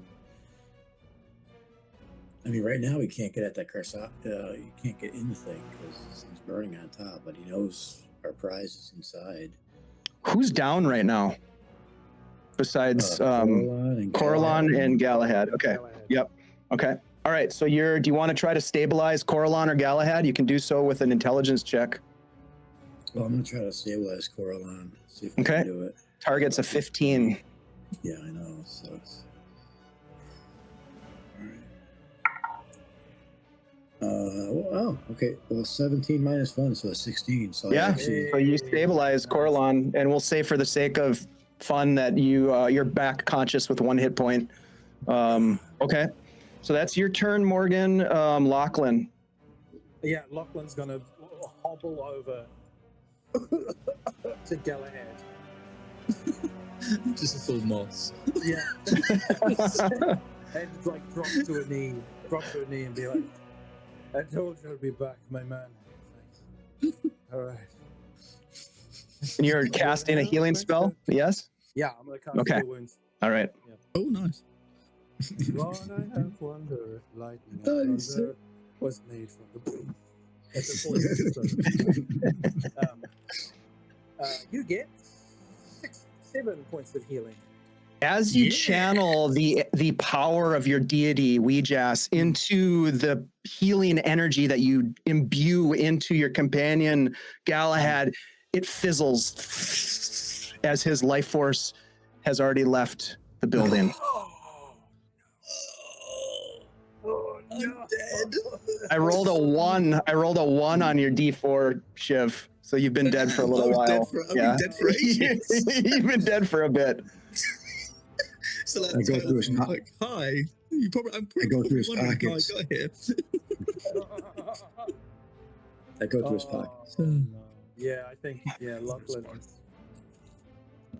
We can come out of. I think Lachlan is. We'll go ahead and like- come out of initiative order at this point because there's no other ticking clocks other than there is this. You guys are still locked inside the space. There is a black pulsing orb that is kind of hovering in the space where this creature was standing when it was killed. What do you guys want to do here? I explained to the rest of the crew who's not dead, who's not unalived, and I say, look, I looked in there. I point out to Coralon and Galahad and Master Neverarm. There's an orb I discovered. hovering there. Oh, is it? Look, orb. Yeah, Oh, I'm Lachlan- sorry. I didn't realize it. I forgot that was there. I'm sorry. Yeah, Lachlan, touch I it. think is going to turn around with a furious vengeance in his eyes, and hold up his symbol. And I'm going to try and, out of anger, I'm going to try and cast Smite on the black necrotic thing. Okay. I'm gonna move. Yeah, I'm gonna move 20 feet away. I'm Oh, yeah, 'cause hobbling Lachlan- over Well, I here. mean, we're not in the map. Lachlan- I don't even know what this is going to do, but I think Lachlan is just so mad. I'm just going to cast Smite at that thing. Does it work? Did you cast it? Oh. That is a 15. Yeah, smite. What's the? I'm not super familiar with smite at feature. You call down punishing flames on a creature you can see within range, and it takes 1d6 damage. Oh, okay. Yeah, you.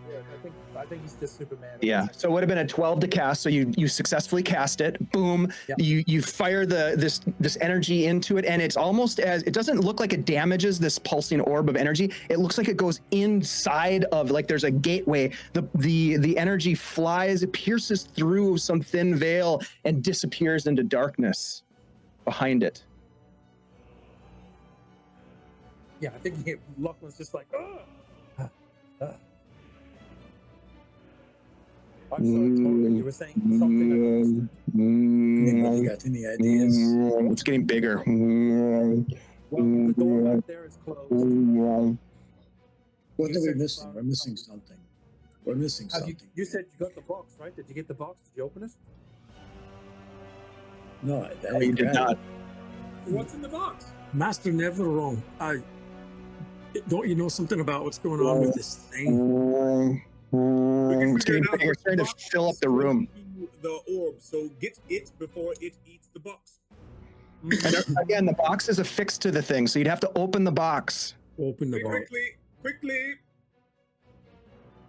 Who's doing it? I do it, but I'm old. Small I would, box. but I'm smarter than that. I got A lot of excuses around here, guys. Big. Oh, for God's sake, I go open the box. If I lose my hat, you'll never hear the end of it. I were doing, isn't it? I thought we were grabbing it. You can't grab it. It doesn't move. I open All right, the you're box. gonna open it up. You're gonna open the Yeah, we're box. opening it up. All right, you open the box, not break it, but you open the lid on it, and inside, where filling almost the entire space of this box is this dark, corrupted heart. Well, that's nice. I take some material and latch onto it as quickly as possible. Is it heavy? The heart itself? No, it's it's definitely, you can lift it. There's no problem there. I lift it and get away from this orb. You back off from the orb, and as you do, the orb pulses. I want everybody to make a wisdom check, please. This is going to be a 12 DC. Wisdom check. Yep. 17 minus I have a 1. decent wisdom. 16. Okay, success. 13. Success. 13 for Morgan. Corlon? 8. Ooh, Corlon, you take 3 points of damage. Ow! And Master Nevron, what was your roll? Is 16 total. Okay, yep, you're fine. The orb sort of like crackles with energy, and these tendrils of arcane energy kind of come out and miss most of you except for Corlon. Hits Corlon square in the chest. Hey, Cole, I have a question. How many points did I actually have when I was helped back to consciousness? You had one. I didn't get formal hit. Yeah. Goodbye. Oh, you guys didn't heal your rangers. You know what? Nobody appreciates a ranger. All right, I just rolled your death die. Corlon goes down. This thing is starting to pulse bigger and bigger, and it's growing. You can tell the energy is surging. What are you gonna do? You got this heart. I'm gonna try and heal Corlon back up. All right. But I'm like, Morgan, Master, are we gonna do something about that? The chamber that the 4 came from, is there anything there? No, it was just a false wall that they were like stationed behind. And the door is still locked? You turn around to look for the door that you came in through, and it's gone. There's no door. In my So- professional opinion, is this definitely death, or is it indeed a door? The orb? Your professional opinion. Give me an intelligence check. Yeah, give me an intelligence check. We'll go with we'll go. I want to say 15 on this. This is going to I be rolled tough. 15 plus 3. Okay, 18. great. All right. So what you see before you is a gateway. Best you can tell, this is a gateway to somewhere dark and deadly. You can see by the blast of energy that Corlon took that knocked him back, that there's something unnatural and evil about whatever it is beyond this gate. Shadowy. It's bad. Maybe we should feed the heart to the orb. Corlon, are you back up now? You were brought Right. back up? Okay, Yeah. very good. What was that, Jeff? I feel like I'm just talking to Master Neverone. I'm like, do you think we should feed the heart to the orb? What I know of Arcana, is this potentially the path, or are we supposed to do something with this heart according to what I read in the stolen books? Well, you only got one piece of information. Remember, we rolled for this in our session 0. The only information that you got from the book that you stole is that you must win the heart of the one who cursed you.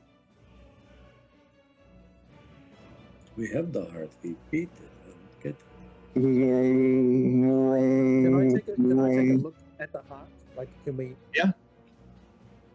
Absolutely. What are you looking for in particular, Lachlan? If it is somehow, like if it's cursed, like if the heart itself has something upon it. 'Cause I'm gonna try and I was thinking about trying to use protection from evil. Okay. As you unwrap, because I think Master Neveron, you kind of wrapped up the heart, right? As you unwrap the heart and expose it again, where it was a kind of a darkened, like sort of desiccated heart, it is now healthy and vibrant. It too is pulsing, as if these two energy sources, these energy sources are playing off of each other somehow. Well, this appears to be pulsing in time with that.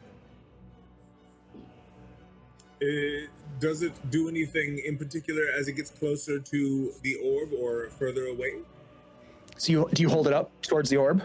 As you do that, these tendrils of shadow come out and grab onto you. I need you to make a dexterity check, please. Never wrong. And this is going to be we'll call this normal 12 dex. 14 plus 2. 14. That's right. The tendril wraps around your arm and pulls on you, and you pull back and release it, and the tendrils retract back into this portal. Well, there. So, do we want to give the heart to this thing, or do we want to follow us? Before you answer that question, everybody give me a wisdom check, please. Don't DC think I is want to 15. follow it. Oh, natural Absolutely 20 for not. 22. Okay. Did you fail, Coralon? Yeah, of course. 3 points damage. Never wrong. Well, I am looking quite smug. I rolled a 6. 3 points damage. No. And Morgan? Morgan failed. Okay, 3 points damage as well. Morgan's kind of standing behind everybody, and then suddenly Morgan just kind of wobbles and then just drops to the ground. Oh no. All right, let me roll this. Okay. Was like, oh, okay. All right, Dave. I want to try. I want to try another. Do something with the moss in here, healing thing. This one I can still do today. Okay. It is called. It's just a. Come on, where is it? It's a solve. Yep. Solve. DC Yep. 11. Sav, okay, yep. And I have advantage on hurdles. All right. Yep, there's my 11, and the other one's 18. So one, Okay. I restore Successful. 1 hit point And who are you restoring it to? to Morgan. Okay, Morgan's Please back up goes down, again. I'll run Back up again. Morgan looks at Coraline, gives him a thumbs up, and says, "I'm going to stay right here." And I'm holding you by the collar. I'm saying, you've got to help me convince everyone that it's time to get out of here. As he says that to you, Morgan, you kind of pull yourself up to a seated position. You look back towards where the door used to be. There is no door there. It's just a wall. It's as if the door was never there. What do you guys want to do? There's only one thing that is evident. This pulsing orb wants this heart. I will go over to Galahad Gut's body and rummage quickly, finding a silver dagger. I don't know, but silver is not a thing that Fae love. Or is it iron? Shit, I always get that mixed up. Anyway, I pull out the silver and I hold up the heart and the silver dagger above it. And that will be quite enough, orb. Quite enough. I mean it. Oh, you are threatening the orb? I love this. I love everything about this. Okay. Yeah, you're threatening the orb with a spoon and a jar of tahini. All right. As you do that, the tendrils whip out again and grab onto you. Give me a dexterity check. It cares nothing about this heart. Not a single thing.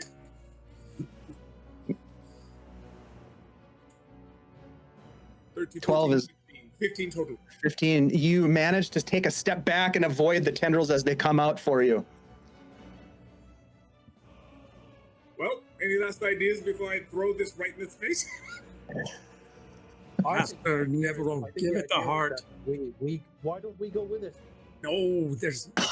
Don't want to go in there. Part two. Part two. Give it the heart. Give it what it wants. Maybe it'll let us out here. Very well, very well. In an age of consent, heart, do you want to go to the orb? Or do we want to try and destroy the heart? And I watch very closely for the rhythm of the heart to change. Is there any excitement in the heart? Ooh, Anything? that's a great question. There's a song about this, you know. No, you don't. You wouldn't detect any sort of change in the heartbeat. So you don't detect anything weird. Do I throw it back or put it out of its misery? Go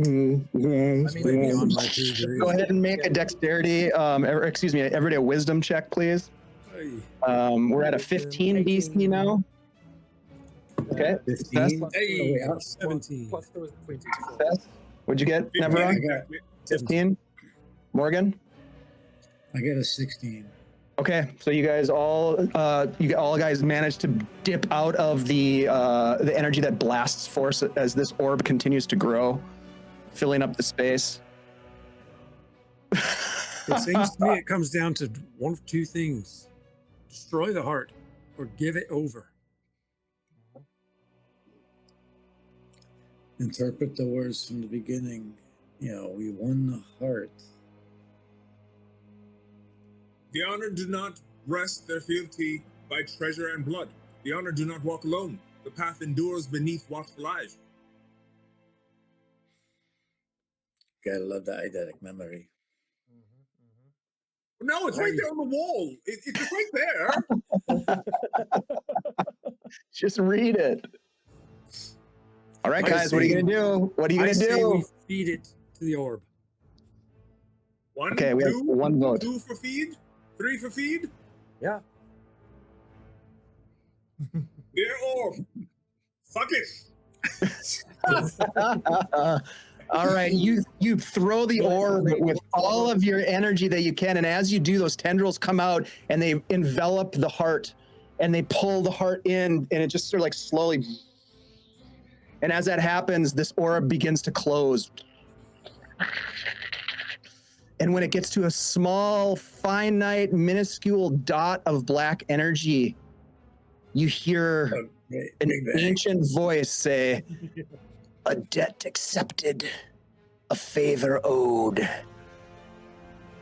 And it explodes in energy, and you guys find yourselves on the ground in front of a tree in a forest, birds singing, the body of your dead companion Galahad laying next to you as you have found yourself back in a very familiar place, the end of a pathway that led to a set of ancient stone circle where you had enacted the original, with the help of a local druid, the original portal spell that got you into the dark, forlorn forest.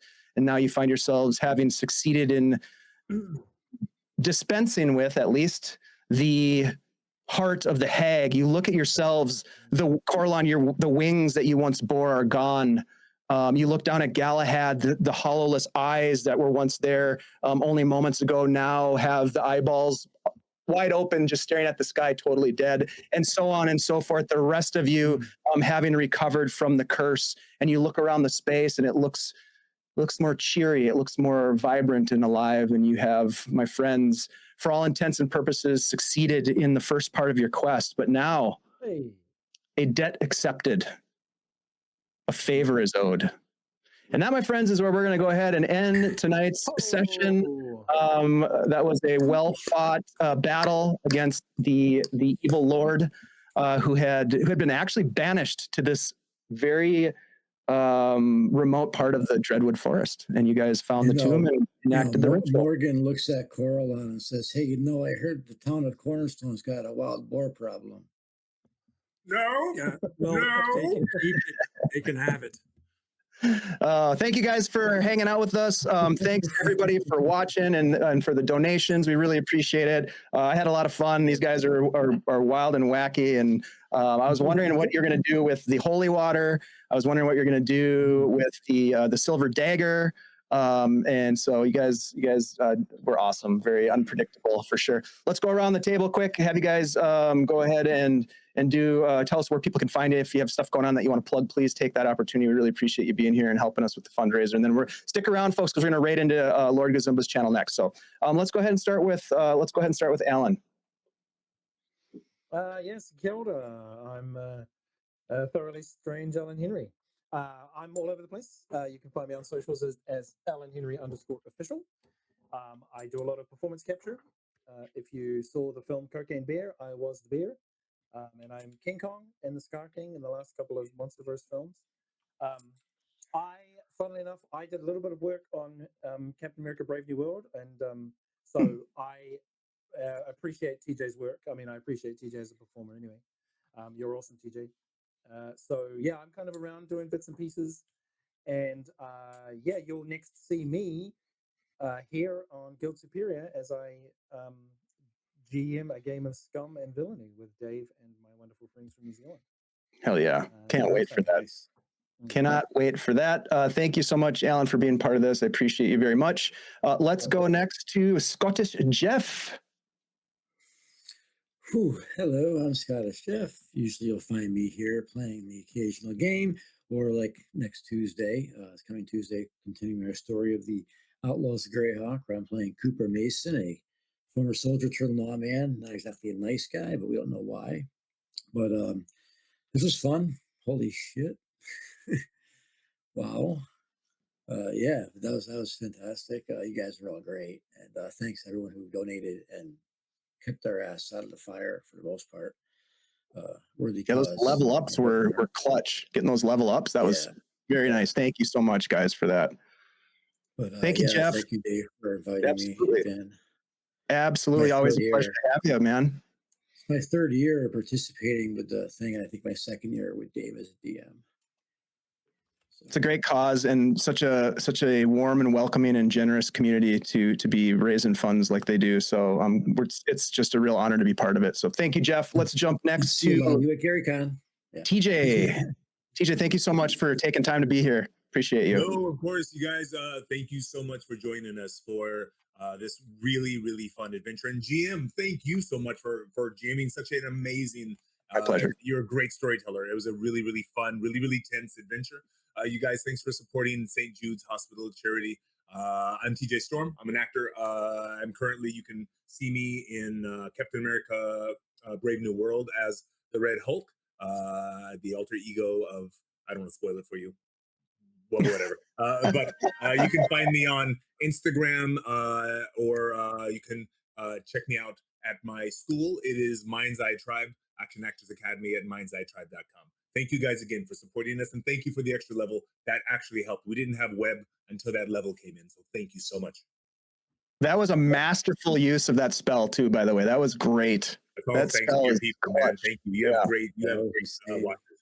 Yeah, we definitely do. A lot of great folks that hang out here, and we appreciate that. All right, let's jump next to let's go to Shiv next. Shiv, the man, the myth, the legend. The legend. I am Shiv, and I was Galahad Guts until he dearly departed. You can find me everywhere at IOShiv on all the socials, and go check out 2 Key App Podcast, a podcast that I do. We talk about TTRPGs. Go check it out. New episodes out now, so yeah, have a look. Thank you for letting me be a part. Dude, always. You've always got a seat at my table, Shiv. I love playing games with you, man. Always. And similar can be said for all of you. And Ty, I just want to say, I can't wait for Wednesday the 5th. Ty's going to be running a game of Morkborg here, and it's going to be absolutely fantastic. If you haven't caught any of Ty's Morkborg games in the past, go check out our YouTube page because they're amazing. They're epic. We had so much fun, and we're going to have more fun this coming. But anyways, sorry, Ty. Go ahead. Tell us what's going on. I know you have a lot going on. Oh, good. Thank you so much. What a great time spending with everyone, raising funds for St. Jude's, and having a great adventure with a lot of very clever role players here today. Thank you so much. And Dave, it's always a pleasure. I get to spend a lot of time over here, and I appreciate it very much. I am Dungeon Mr. Ty on the internet. If you are curious about anything that I'm doing, I have the Adventure Sling Productions game company at adventuresling.com, where you can find me, you can find our Discord, you can find the 2 podcasts that I produce. One is an interview podcast talking about all kinds of cool folks that do stuff in the gaming sphere, and then the Chronicles of Nephis, which is a New of Arden set dramatic audio production. New of Arden is the game that I have designed, and the Fortunes D4 system that we have put together, which is going to appear in the world very soon. And I'll be running it at GaryCon as well as other places. Plus, I'll be here on Tuesday for Heroes of Greyhawk, back on March 5th for Morkborg, and other stuff going on as well. So much appreciation, Dave, and to all of you. Thank you so much, Ty. It's always a pleasure to play games with you. All right, everybody, thank you so much. We do have a couple of giveaways, so I'm just going to throw this back in there. If you want to be in the giveaway, and this goes for the players here too. If you want to enter to win, please do !drawing in the chat. I'll give folks just a minute here to do that. Probably less than a minute because I don't have a whole lot of other announcements other than we've got a lot of great games coming up, and it's mind-boggling and overwhelming, but we've got a lot of good stuff and a lot of great GMs that are bringing some great storytelling to the channel. So I appreciate that, including Shiv. Shiv's bringing some games back here in the not too distant future. Oh yeah, the Whisperwoods. We're coming back with some Whisperwood stuff and maybe some other little secrets. All right, so let's see. Do we have some folks that want to win some stuff? Let's go ahead and choose a winner. There we go. We've got some people in there. All right, you got like 5 seconds to enter if you haven't already entered. Here we go. We're going to choose a winner. All right. Very cool. Touch of Evil, TDR. You have won. Hey. Very cool. Thank you so much. Thank you so much. Let me write this down.